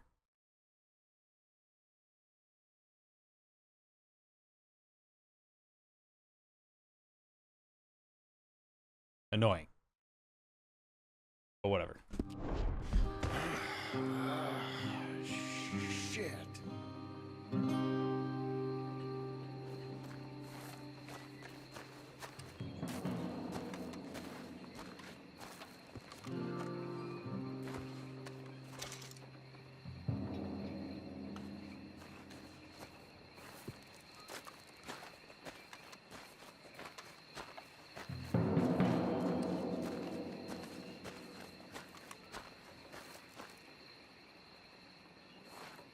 Now, that said, if John shooting that guy felt like it was out of protection of his wife's honor, I mean, I guess I understand it. I guess like what I'm trying to square up is it's one of those awkward moments when I do these playthroughs where I want the game to make a decision of whether it's up to me or whether it's the player's decision. Like, there have been moments where we have been in that type of space. Like, take, for example, the moment with Arthur where we strung up the TNT with the army guys, and I was sitting there, and I didn't push the thing down, and then Dutch did it. That, to me, is great. Because it's okay if we need to push the narrative forward here. But that was a really cool way to do it. Because you can headcanon that Arthur didn't pull it. That was Arthur's decision not to do a thing that Dutch had asked him to do it. That Dutch had asked him to do. And Dutch hits that, and it becomes interesting, right? Because now we look at it and go, okay, Dutch was going to do that regardless. He gave Arthur the illusion of choice, but Arthur exerted some autonomy in not doing that. In this moment, we are given the illusion of choice as if John is thinking about it. And if I think about John and what he's trying to be going forward, I don't think John pulls that trigger.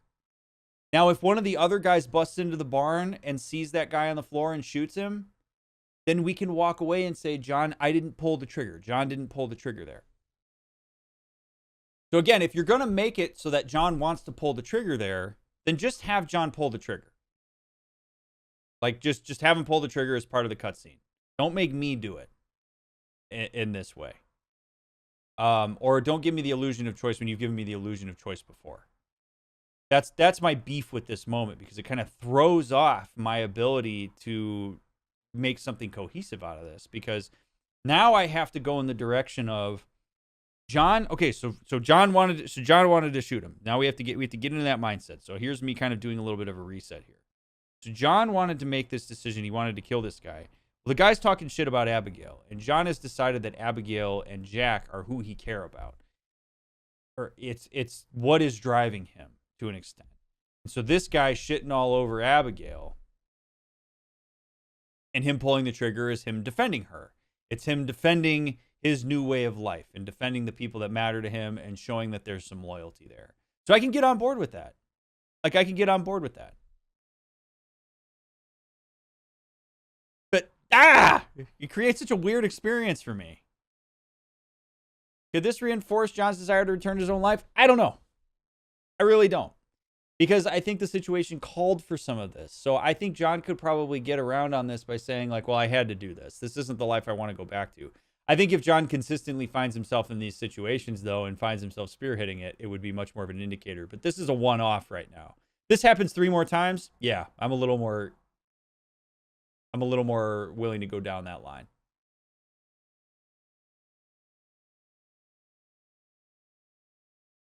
But John, see, here's the thing. John doesn't have to kill this guy in order to stop him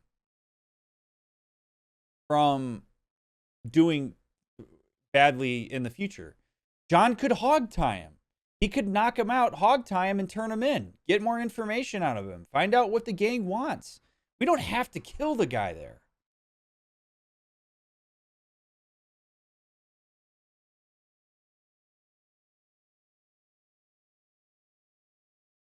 More moments like that would be cool, but would also mean more work for the developer. Yeah, I don't like going down those lines of thought, because, like, then we get into a wormhole about game design where, like, is anything really a choice? They have to push a narrative forward, yada, yada, yada. Like, at least be consistent. Like, that's basically my ode to Rockstar of, like, be consistent.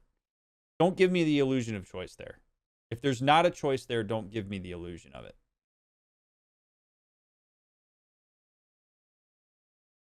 This be similar to Emily beating that one girl with the steel pipe. No, because The Last of Us 2 did not give us the illusion of choice up until that point. We didn't have moments that were our decision to make, like there have been in this one. When we were playing as Arthur, especially toward the end, we had a lot of decisions we got to make there. That was not the case in The Last of Us. I don't see it as similar to when Ellie has to kill Nora. I think this is only a button prompt to draw attention to the fact that they were recreating the cover art, which I don't care about, so I can see why I'm not. So.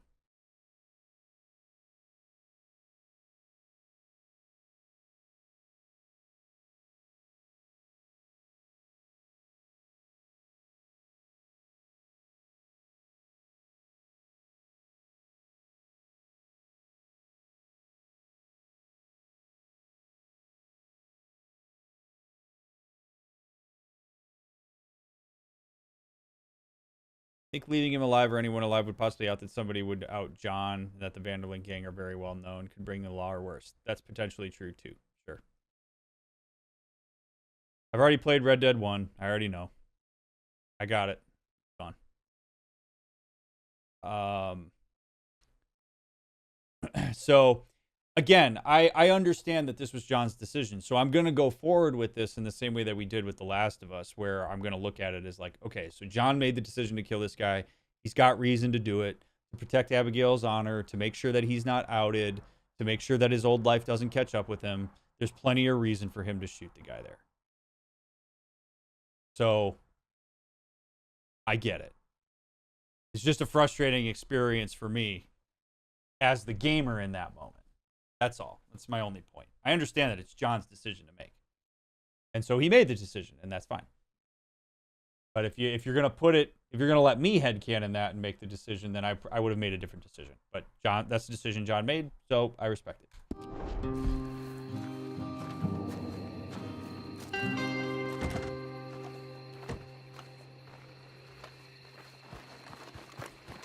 All right, let's go.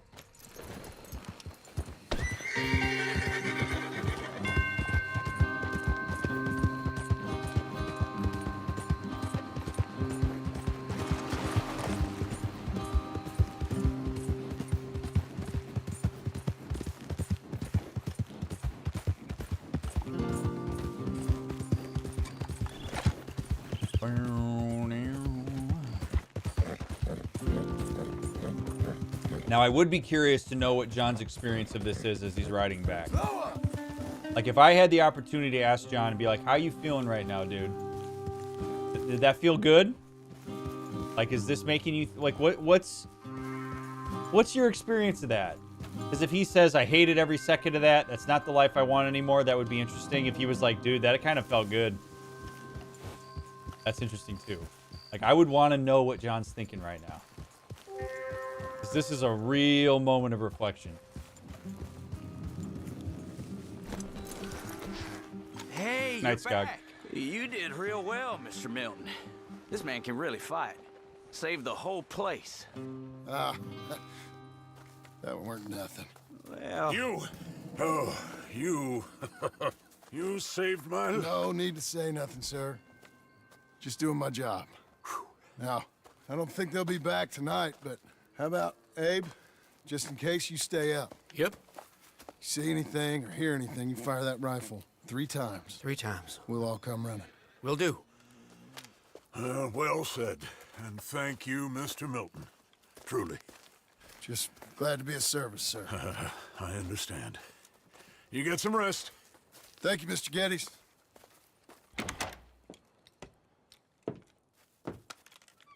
What? What?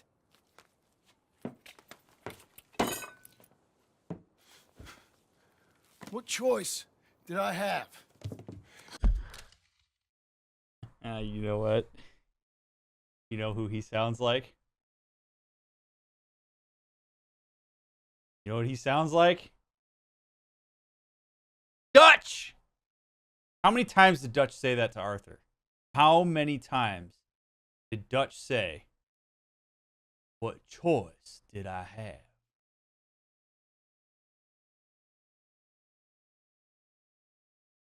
It's a great way to do your thing and to defer accountability for it.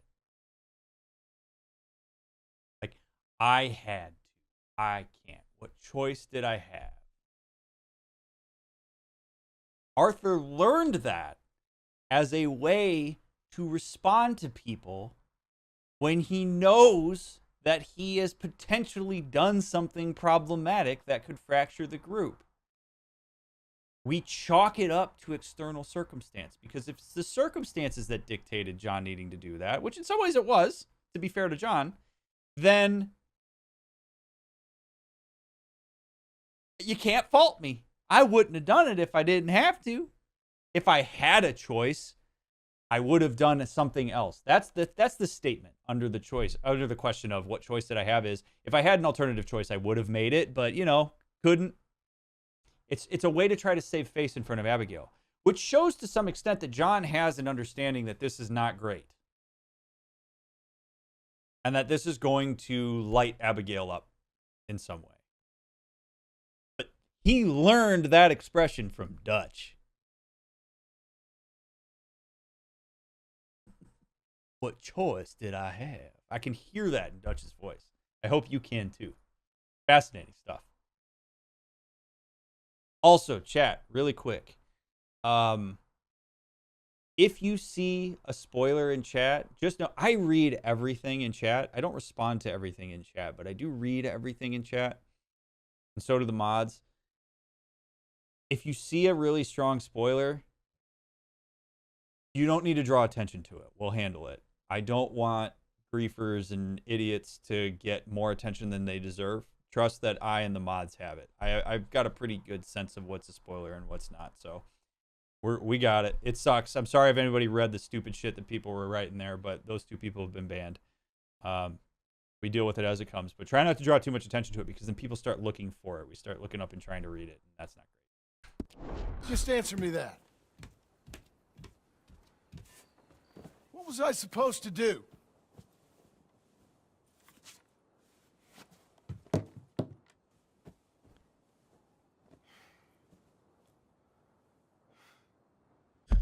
It is a fair question. It is a fair question to some extent in this case.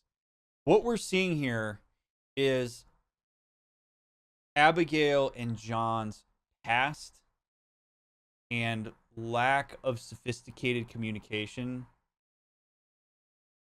rearing its head in the present. These are the kind of moments that get people to start seeking out a therapist. Because this is a new context. This isn't an old context. And if you want to do it differently, you have to communicate and problem solve it differently. So this is a circumstance where maybe John literally doesn't see another choice, which I think to some extent would be fair. Like, if we're fair to John here for a second, I don't really know what else he's supposed to do there, because if he just stays in his hut and lets that all go down and those guys all get slaughtered, they don't have anywhere to work. Outlaws potentially overwhelm them. They take Abigail. They kill and rape Abigail. They take Jack, and then what? So John goes and he helps. He sees that as his only option to protect his kids and to protect the people that are trying to help him earn an honest living. That's fair. So if Abigail is going to be scared or angry about it, which is also fair, if this is potentially traumatic for her, also fair. When John asks the question, what else am I supposed to do? I look at that as him trying to engage with Abigail around this. You need to tell me what your expectations are then. If we're in a moment like this, here's why I did that. Can you please tell me what alternative decision I have to make so that I can see it? This would be like trying to tell a person who has only ever done a math problem one way for 15 years to use an entirely different theory to approach it, but then don't say use a different theory, but you don't tell them what the theory is.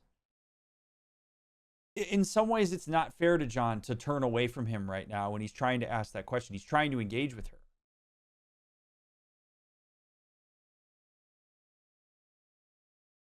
So we can't have these remnants of old conversation styles used in the present. It's a misplaced place to use those. We need to develop new skills. And that means asking these types of questions, having these hard conversations, talking directly about what's going on, being together, closing the gap in your relationship when adversity strikes like this, as opposed to separating. And yes, you would absolutely have this conversation in front of Jack if you have the alternative one that I'm talking about. Children seeing conflict resolution and problem solving is good. You think Abigail understands that what he did was right? She may, right? And she may be struggling with assimilating that in. But that's the thing, right? Like, think about that. We have a lot of questions right here.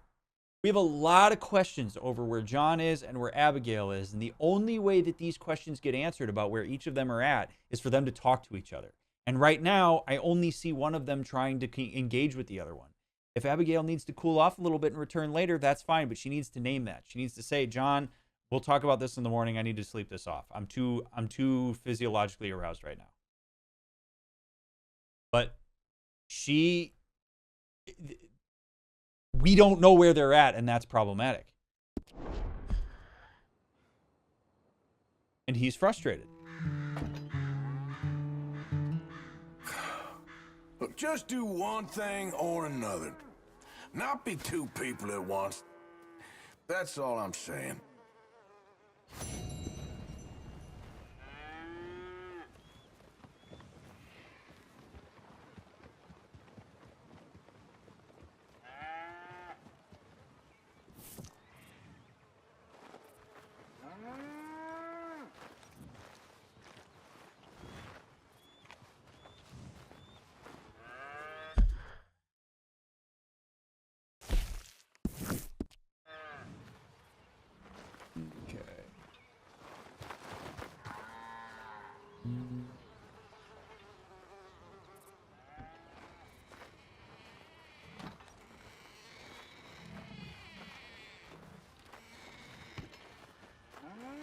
Hey, we changed shirts.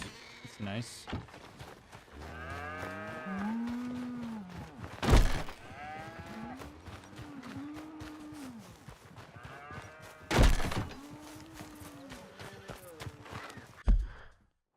What is this? Cow milking. Cow milk.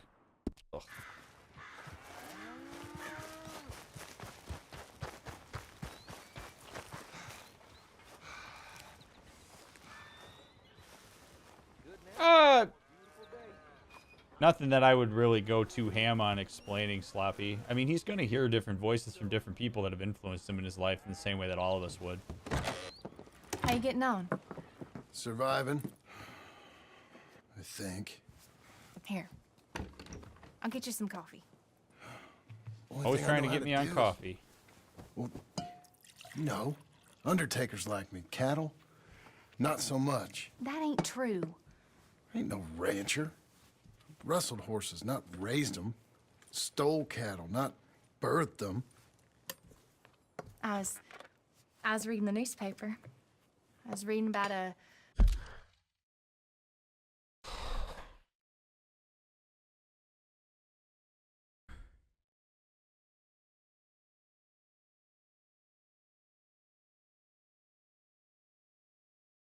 This is the most vulnerable we've seen John.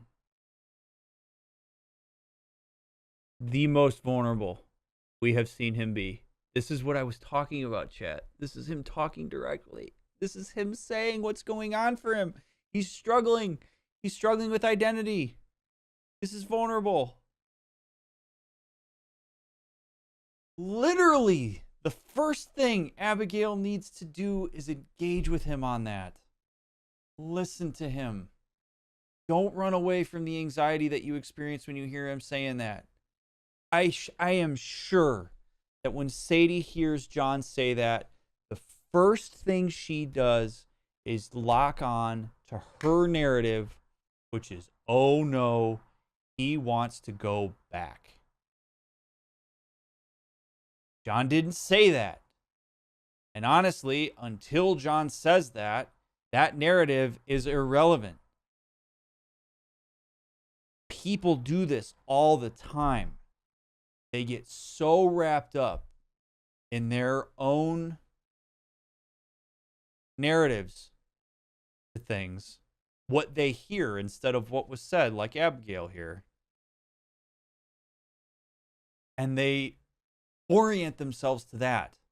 But that thought makes Abigail anxious, so she avoids it by diverting over and saying what she read in the paper and leaves John hanging when John did the thing that we would want him to do here.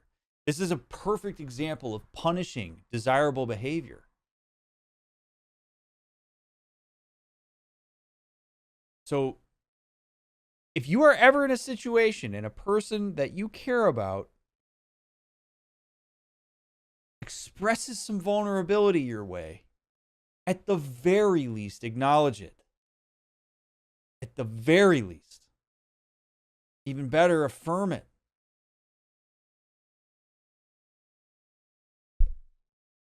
Ugh. Old ranch, Beecher's Hope, down by Blackwater. Was you? Well, Jack read it to me, but I thought maybe we could raise some money. Bank could lend us the rest. We could be happy, John. Bank loans? I got a goddamn price on my head, woman. I know all about that. Every time we about to get somewhere, make something, you go and show the entire world that you ain't Jimmy Milton. Every place we've been has been the same. We start doing okay, and then boom, you act like the big man with the gun. Tired, John, and I guess I was dreaming a little. At least give me that.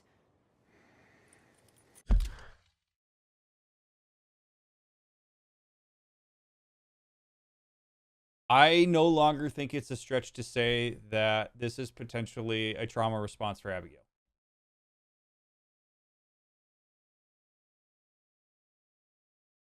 Because what she's saying is quite literally what Dutch would do. Right? They would just start to get settled, start to find their way, and then boom, they find out we're the Vanderlins, shit hits the fan, we have to move.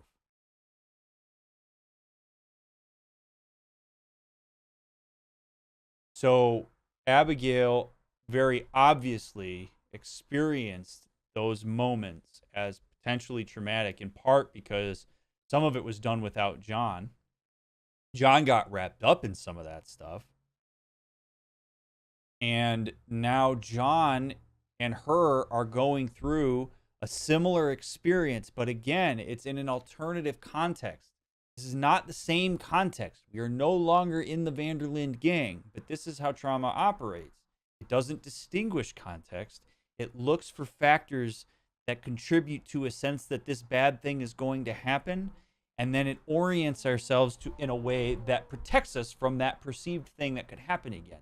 So Abigail is becoming aggressive is not the right word. She's becoming particularly assertive, and she's expressing this, and she's kind of going at John here, potentially as a way to try to mitigate what she has experienced as traumatic in the past.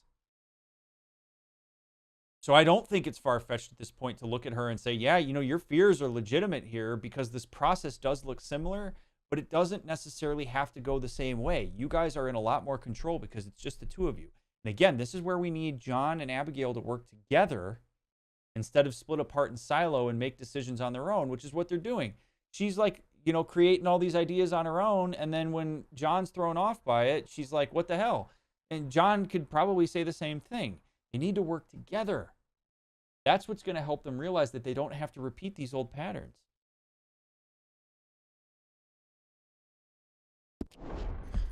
Just feels hopeless.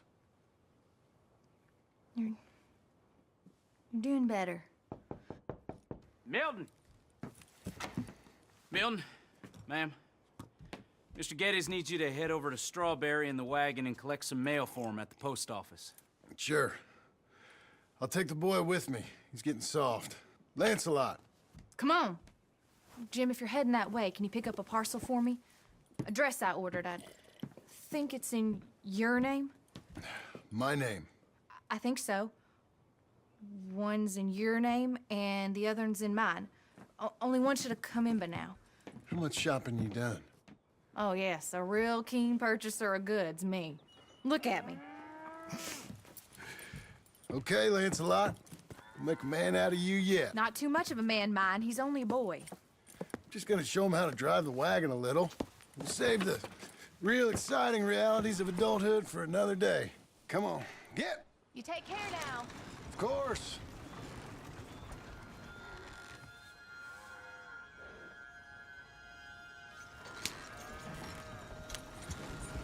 It's nice getting out of Was that code? I like being in the house, Pa.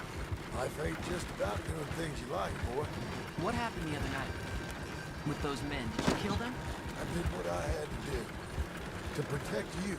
Ma said it was pride or something? Nah. Was wrong about that. Well, rather than saying she's wrong, you could say that she had an alternative perspective on that, John, but I don't blame Jack for liking being inside. Want to take the reins a little? A lot more secure than what he's used to. I don't know, Pa. It's easy, boy. Don't be scared. Well, what do I do? Well, just hold them and pull them short to slow down. Tell them to go faster. Give them a little switch.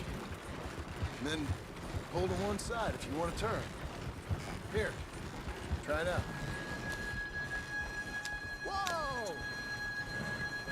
Nice.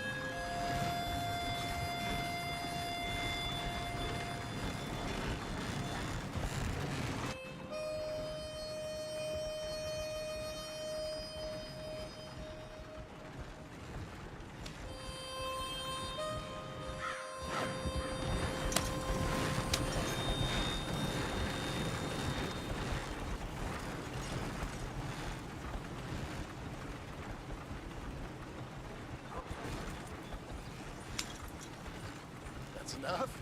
For now. Again, Strawberry, eh, kid? Looks like. You know, I think this is the longest I've seen you without a book in your hand. It was foolish to forget mine, sir. Look, I got some business to attend to with the clerk. I'll leave you with the wagon. Can I trust you not to drive off with it? Oh, I think I can be trusted to that. Very good. We ever gonna get to Strawberry going like this? I wonder if John's threatened by Jack reading. There's a lot of smart people screwed them over. I also wonder if it makes John kind of have some heightened sense of incompetence. You giving the horse a rest, Pa? Also, it just could be the 1906 version of, man, you always got your Game Boy in your hands, boy.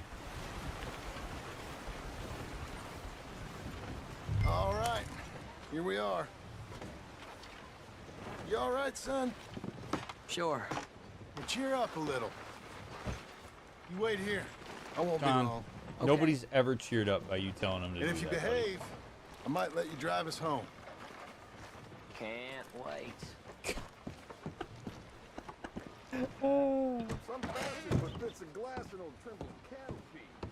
Hi, I'm here to... Name? My name? Jim Milton. Jim Milton. Uh-oh. Nope, nothing here. Uh-oh. Maybe try Marston. John Marston. It's a long story. Okay, John Marston. Marston... Nope, nothing here for that name either. Try Abigail Roberts. Abigail Roberts. Abigail Roberts. Oh, shit. Yes, here we are. And also, I'm here to pick up the deliveries for Pronghorn Ranch. David Getty sent me. Pronghorn? Yes, sign here. We have a bunch of stuff for you. Why would you tell him it was in John's name when it I will wasn't? help you out. I'll take these. You get the rest of the stuff. Here, let me help you with this, Mr. Marston. It's mostly Milton these days. It's a long story. Whatever you say, Mr. Milton. It's not important. Take care now. Give my regards to Geddes. Thank you very much, mister. Okay, let's get out of here. Everything okay, Pa? Sure. I hope so, at least. Oh, man. Here, you take the reins a little. I ain't sure. Come on, son. You'll enjoy it if you try a little harder. Okay. Okay, Pa. That doesn't surprise me at all, I heart. We're going back to Pronghorn, okay? So It could be, Rick. That's a good come hypothesis. all the way out here and we just gonna turn around and go back? That's what we're doing. Turns out, I missed the seclusion of the ranch more than I figured for. Don't you want to go to the store or the saloon or anywhere? We're going back, okay, boy? But I've been sitting in this wagon I don't know how long. But nothing. Keep on driving and watch the road. Yeah. See, this is also probably boring for Jack. When he's a kid and he gets to go to all these new places and doesn't have all the understanding of all the bullshit that's going on around the group because everybody protects him from it, rightly so, because he's a kid, that's exciting. He's used to stuff happening around him, and it's not happening now. Jack is just as susceptible to being bored by this as John and Abigail are. Like, these were very formative experiences for these people to be in the Vanderlyn gang, and now we've turned that on its head. So Jack disappears into stories because that's about the only way he can get any novelty in his life right now. John doesn't have the luxury of being able to read too well, so he does a bunch of diverse work for people. Abigail finds a job. She orders dresses. They're all trying to find novelty. They're all trying to find change. They're all trying to like make the best of things because they're used to moving around. None of the three of them are used to staying in the same place in the way that they talk about how they wish they would. So, I mean, you could potentially look at Jack here as basically saying, like, I'm bored too. Can we do something else? My God. It's by no fault of their own. It's just what they're used to. He could have sloppy. It's hard to know, though. How much should John share with Jack about what's going on? I think at 12 years old, you could let on some. Thank you. Jesus. Mind your father, okay? I got my reasons, even if I don't care to explain them. Yes. All right, Dutch. Better. Yeah, no, he should explain. Right there, he should absolutely explain. Look, if I tell you to speed up, speed up. If I say slow down, you slow down, okay? Sure. All right, speed up. Let's get away from there. Okay. Here.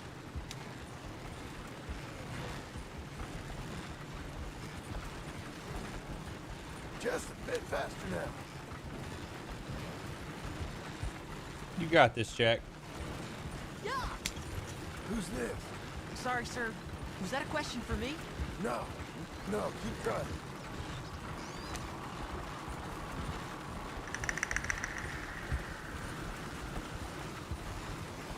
Look at that. Look at all that mail getting soaked.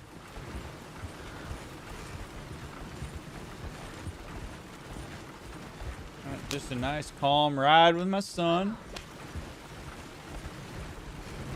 Faster, please.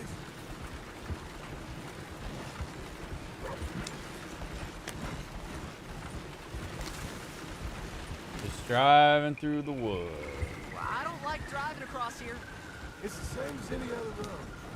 Look where you want to go and the horse will follow. Okay. Yeah. I think the horse is getting skittish. He'll be all right.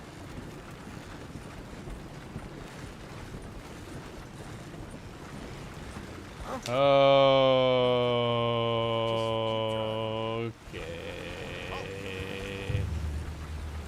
Yeah.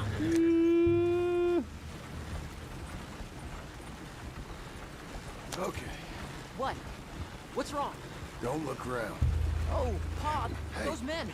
Are they following us? My God, Jack. Stay calm. See that fallen tree? When we get there, stop the wagon, jump down, and hide. Oh, Pa. You need to do exactly as I say, boy. Yep. Here, now! Come on. Quick, down! Okay, son, you wait here. You don't move or say nothing until I speak to you. You hear? Yes, sir. Head down. Okay, gentlemen. Let's see what you come calling about. What do you boys want with us? Oh, we just want to have a friendly chat. Are you John Morrison? You sure look like him.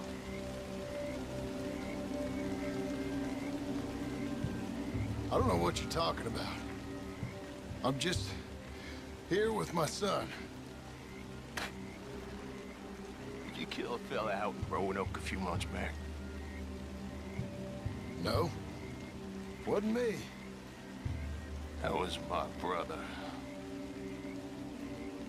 I'm real sorry, friend, but he was trying to rob. Don't own up to it. You're talking bullshit, mister. Kill him.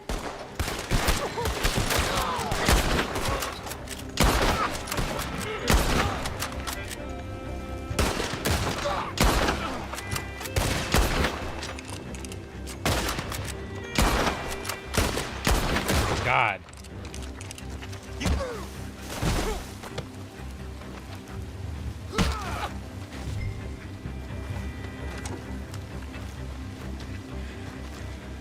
It's okay. You're okay. What? Why? What? It's okay. It's okay. Come on. Keep them eyes closed. Let's go. Come on. Giddy up.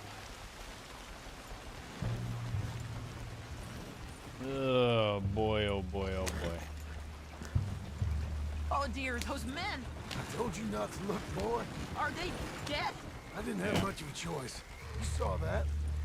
Now, compose yourself. You killed them, Pa. Son, I need you to hold it together. Talk to him, John. You were real brave back there. Real brave. Did exactly like I said. Really? Uh-huh. If you hadn't listened, things could have gone real wrong for us. Good. Nice. There. In through your nose, out through your mouth, Chuck. In through your nose, out through your mouth. I know you're scared. It's okay to be scared. There's some stuff that can happen that's not fun. I did kill those men. I had to do that to protect myself and to protect you. You did a really good job following my instructions. I need you to keep breathing. In through your nose, with me, hold, out through your mouth. Let's focus on the ways that we're safe right now, Jack. Tell me how many horses we have. 1. Good job, buddy. I want you to feel the wood that you're sitting on. You can touch me if you need to. Talk to me about the things you see right now. What do you feel? I feel the rain. Do you feel the rain? Keep breathing. In through your nose, out through your mouth. I know that was scary. I know you weren't really expecting that. You are not at fault here. There's nothing you did wrong. That happened because that happens sometimes, and I got a past that follows me around. All right? We're not always going to be in danger, but there are times where we might be, and it's important for us to know what to do in those situations, which is why I was so directive and why you did such a good job by following me, Jack. Hey, you know, your mama wants us to buy some old ranch. You read to her about it, didn't you? Mm-hmm. What was it called? Mm-hmm. What was the name, boy? Beecher's Home. That's right. Beecher's Home. Over by Blackwater. You like the idea of that, huh? Us own the ranch? I don't know. I can see you as a rancher's boy. Like Duncan Geddes, huh? I wasn't so sure, but... yeah. That kind of life might suit us. Wouldn't be such a chore if the horses we were cleaning up after was ours, would it? No, it wouldn't.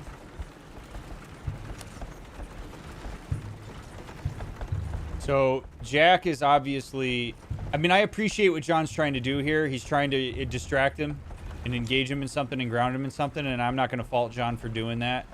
I do think it would be a good idea for John to acknowledge that Jack is scared. And that's all right, buddy. It's okay for you to be scared. That kind of stuff happens sometimes. You being afraid means you're on alert. I don't expect John to have these skills. It's just this is what we would want to try to facilitate with Jack here, because he has every right to be scared and to be panicked. And John can help guide him through it. And, you know, trying to ground him through that conversation about the ranch is a pretty solid way to do it, but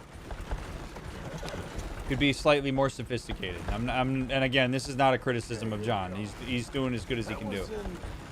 An eventful trip.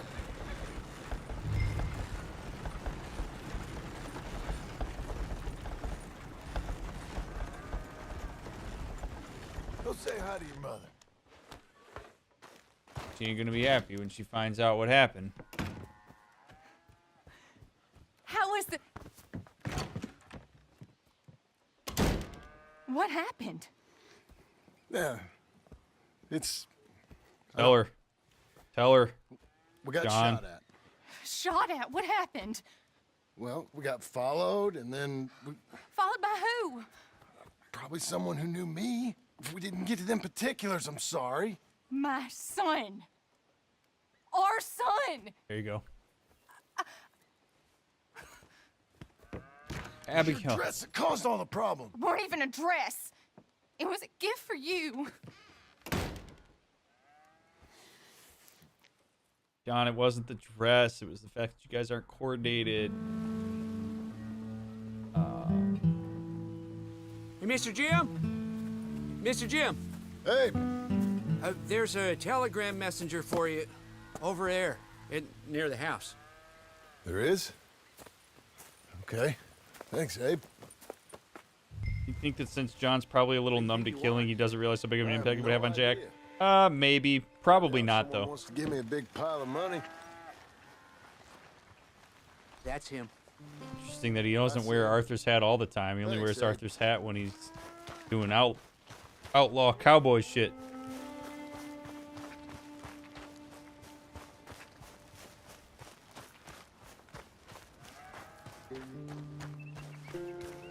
It was just a shit show all around. I mean, I will say that John may have even been better off there just not even picking up the package. And then when he got home and Abigail's like, why didn't you pick up the package? He says, because I didn't know what to say and you were a little too cryptic for me. Like, there are ways that this could go down that doesn't lead to them blaming each other, where they could work together. Like, the whole MO for this is like, how could Abigail and John work better together? You didn't have to get the package right then and there. Sir? Excuse me, mister. I'm Jim Milton. Heard you had a telegram for me? Yes. Here. Sign there. Thank you. Jim, stop. If you're the JM I know, stop. It's Sadie Adler. I've got something to discuss. Pay good. Meet me in saloon in Valentine. I'm there most days. Stop. Oh, boy. I'll be damned. Me too, John Marston. Me too, brother. Oh, boy.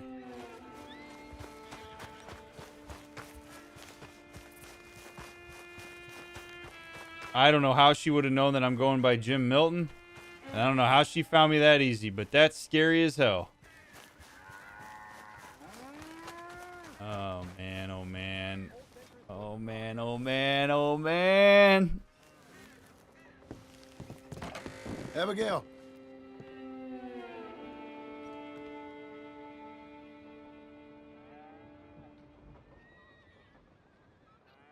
Oh, no way. No way. Darling John, a kind lady in the village helped me write this. She had men problems of her own, but that's a different story. Listen, I've begged you, but it don't seem to make much difference. I've tried everything I know to make you grow up. And you know I love you, but loving you means I can't watch you do this. Time after time, we've had to run because of your behavior and your decisions. We got a son. I got a son. And I love our son enough that I can't have him around while you're like this. I had so many dreams, John. I hoped you would change. We all saw what happened to them that didn't, but you... Part of you is hell-bent on ending up the same way. And I love you too much to watch that no more. Abigail.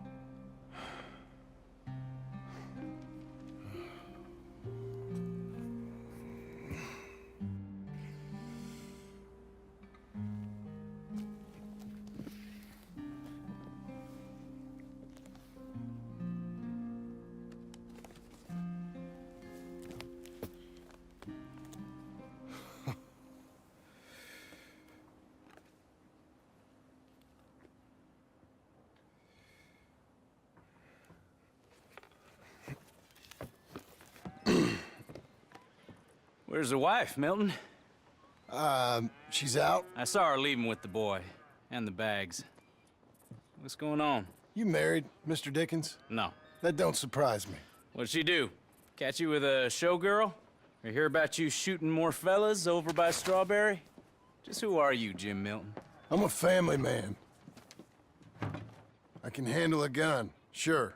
Them men shot at me. Just interested, that's all. Ain't nothing interesting, unless you find gossip about a man's marriage worthy of your time. Guess not. There's work to be done, unless you're running off too. I ain't going nowhere. I'm here to work. Gotta save money, get her what she wants. What does she want? She wants a place of her own. Said she found a plot up at Beecher's Hope. You? A rancher? You'll starve. Probably. Keep yourself busy. Take your mind off it.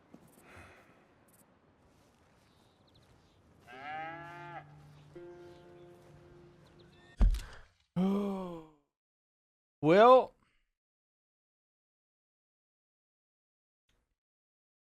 she is allowed to make that decision. I am not going to fault Abigail for choosing to leave John if she believes that that is what is in her best interest.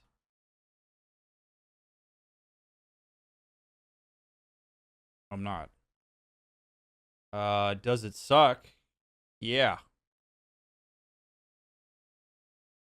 But if Abigail is legitimately concerned for her safety and for her son's safety, and leaving for a little while is what she needs to do, I can at least respect that she wrote a letter and told him that that's what she's doing.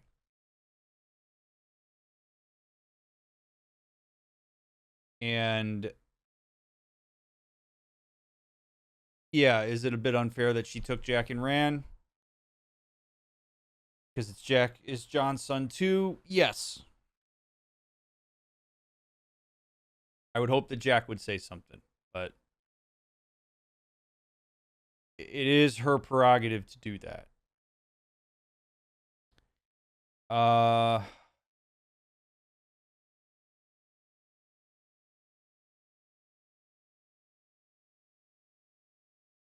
Because to some extent, her staying with John is her, like, I got to make sure I put this properly. When you choose to be with somebody, you also choose to be with their past.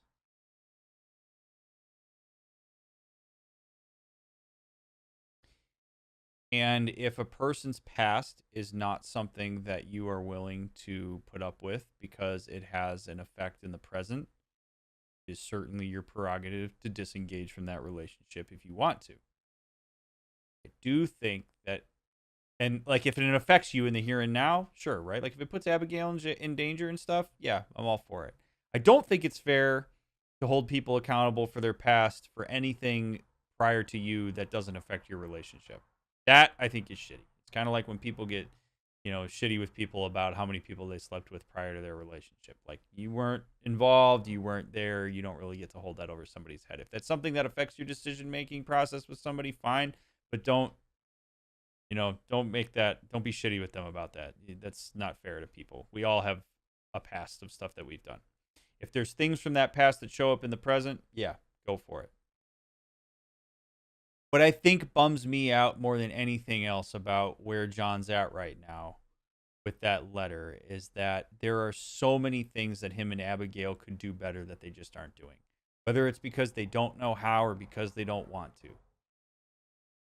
I truly believe that John and Abigail can communicate their way through this. It's not just me being a therapist blowing sunshine up everybody's ass. Like, I really do believe that if they would both put their vulnerabilities out on the table, both talk about how they're affected by this, they would both talk about what they want, they would be very clear and direct with each other about it, I do think that they could come up with a joint plan that they would both be satisfied with. I really do.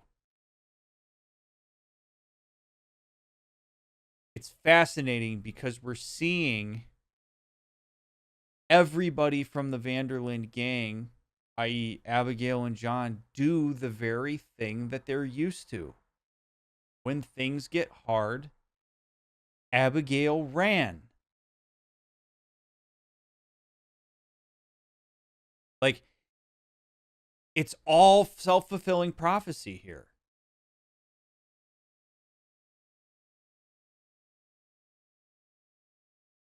They're trying to get something set and established.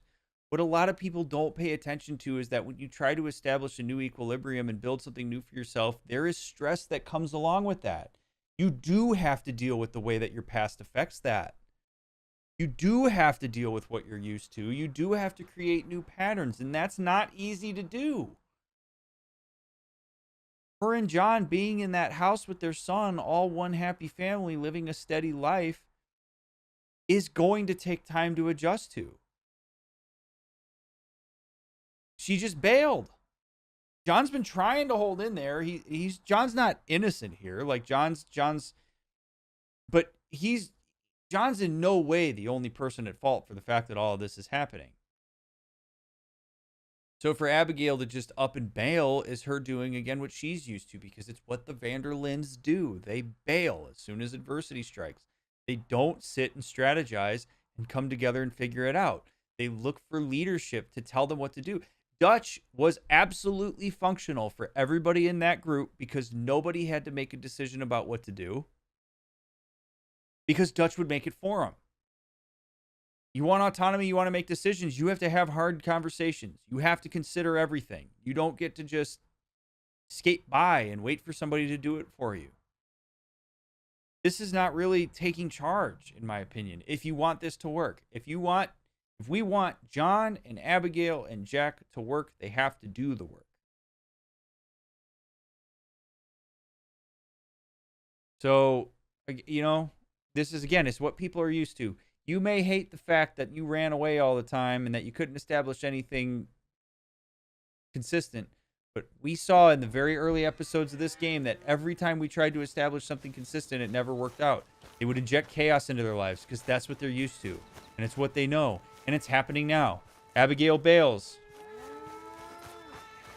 And now we have adversity. And now it's all fractured. And now we're back to what we're used to. It's super frustrating to watch, but it makes sense. This is where insight can be really helpful.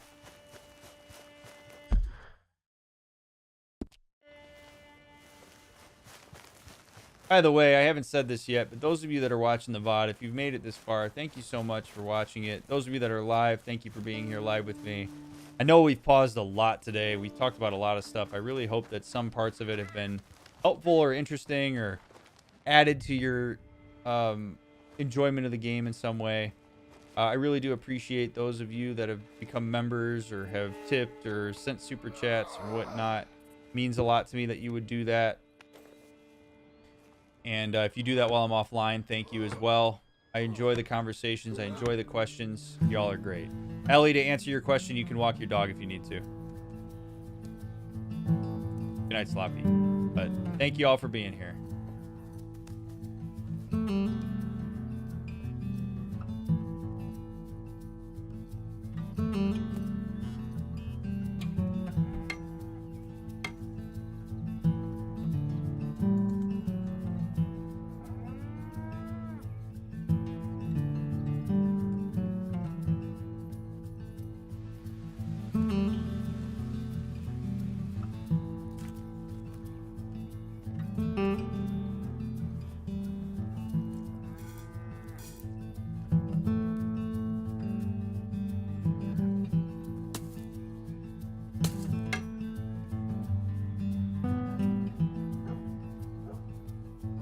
I would argue yes, Diego.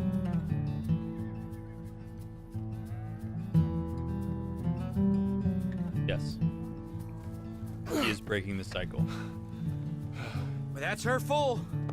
Hey, you know, I was wrong about you. Turned into a fine worker, Jim Milton. Oh, thank you. Means a lot. Hey, you think I could speak with Mr. Geddes? See if maybe he's open to offering me some guidance? I'm sure he'd be happy to hear you speak, at least. Thank you, Mr. Dickens. Thank you, Panhart, for the membership. I appreciate that. How long is this mission?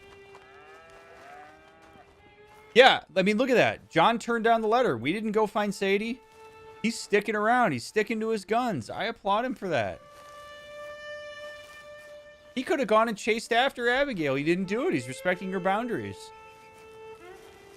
I got nothing against what John's doing here. I really don't. This is not easy to do. It's boring. It's monotonous. But it's what he's trying to build for himself. And I really think there's a lot of respect to be had there.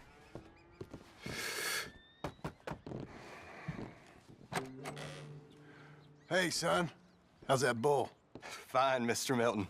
Your father in? Can I have a word? Sure. I'll just get him. Pa! Hey, I'm right here. What's the problem, Milton? I'm sorry for the disturbance, sir. Oh, no problem. My wife, she just began her morning discourse on the subject of my faults. Experience I think every man can relate to. In some ways, my wife also has issues with some of the decisions I've made. Real issues. Hmm? Do you believe a man can change, sir? Where is this heading? Guess I don't know. I've tried to be a good hand. I've worked hard to secure your property. And for that, we are grateful. And you've paid me well besides. The thing is, I suppose, I need to get a place of my own, so I can prove to my wife that I've changed. I understand. But I ain't got much money. I ain't asking to borrow none.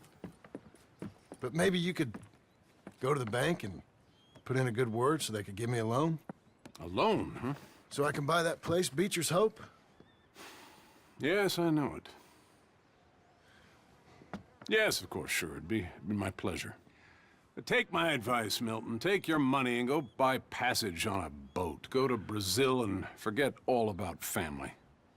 I'm just joking, son. Just make sure you deal with Ansel Atherton at the bank. He's a distant cousin. Use my name. Tell him to ask me direct himself. You'll get what you need. Thank you, sir. Yeah, I was young and dumb once, too. You'll get her back. Says the man with the Vanderlyn mustache in the same color scheme. Gotta love that. A little nice touch there.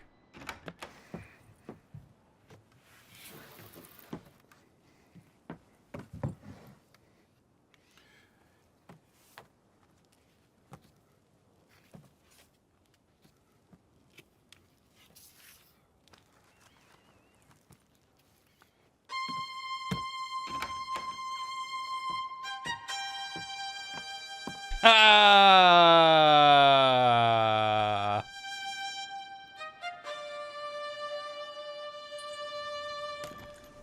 Those iconic pants.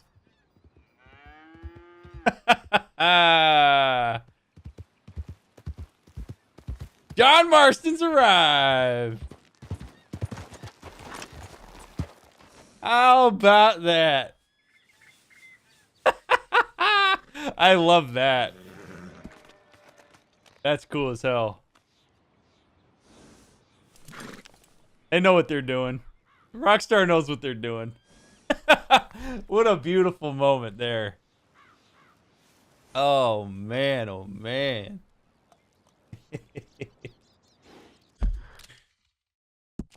Oh, man. Let's see. Where are we here?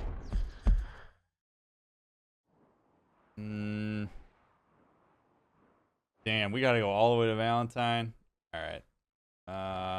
Or Blackwater for Ansel. Miss Geddes gave you credit reference to use at the bank, or just oh, what an interesting decision to make. Do you talk to Sadie, or do you go to the bank and try and leave your old life behind? Questions to ponder for part 36. Those of you watching the VOD, thank you so much for taking the time to come out. I do want to say really quickly before folks go that, like, when I do these analyses, I don't claim to be right about any of this. This is just my hypothesizing and how my brain works and trying to process these things that are happening. You know, I might be wrong about some of this stuff. It's just to get the juices flowing, to be thinking about these relationships from the perspective of, you know, how my brain thinks about stuff. So I appreciate that all of you support those efforts. It means a lot. There was a lot to talk about here. I honestly did not anticipate that the epilogue, which I know nothing about, I really didn't think that it was going to have that much to chat about. So it's kind of neat that there is such a change of pace, but it gave us new stuff to process, which is great. So I really hope that you all enjoyed this. I did. I'm excited to play a little bit more as John. I don't know how long the epilogue is, but it's been fun. So if you liked this stream, make sure you hit the thumbs up. Leave me a comment. I read them all. I don't necessarily respond to them all, but I do read them all. Thank you to those of you who do leave comments. And again, if you send any kind of financial support for the stream, whether live or whether watching the VOD, whether it's by purchasing merchandise or through sending a tip or becoming a member, whatever way it may be, thank you so much for doing that. I appreciate it immensely. I'm sorry that I'm not here to be able to say thank you directly, but I'm really grateful for it. Thanks for making it through 35 episodes of Red Dead Redemption 2. All right, friends, I'll catch you on part 36.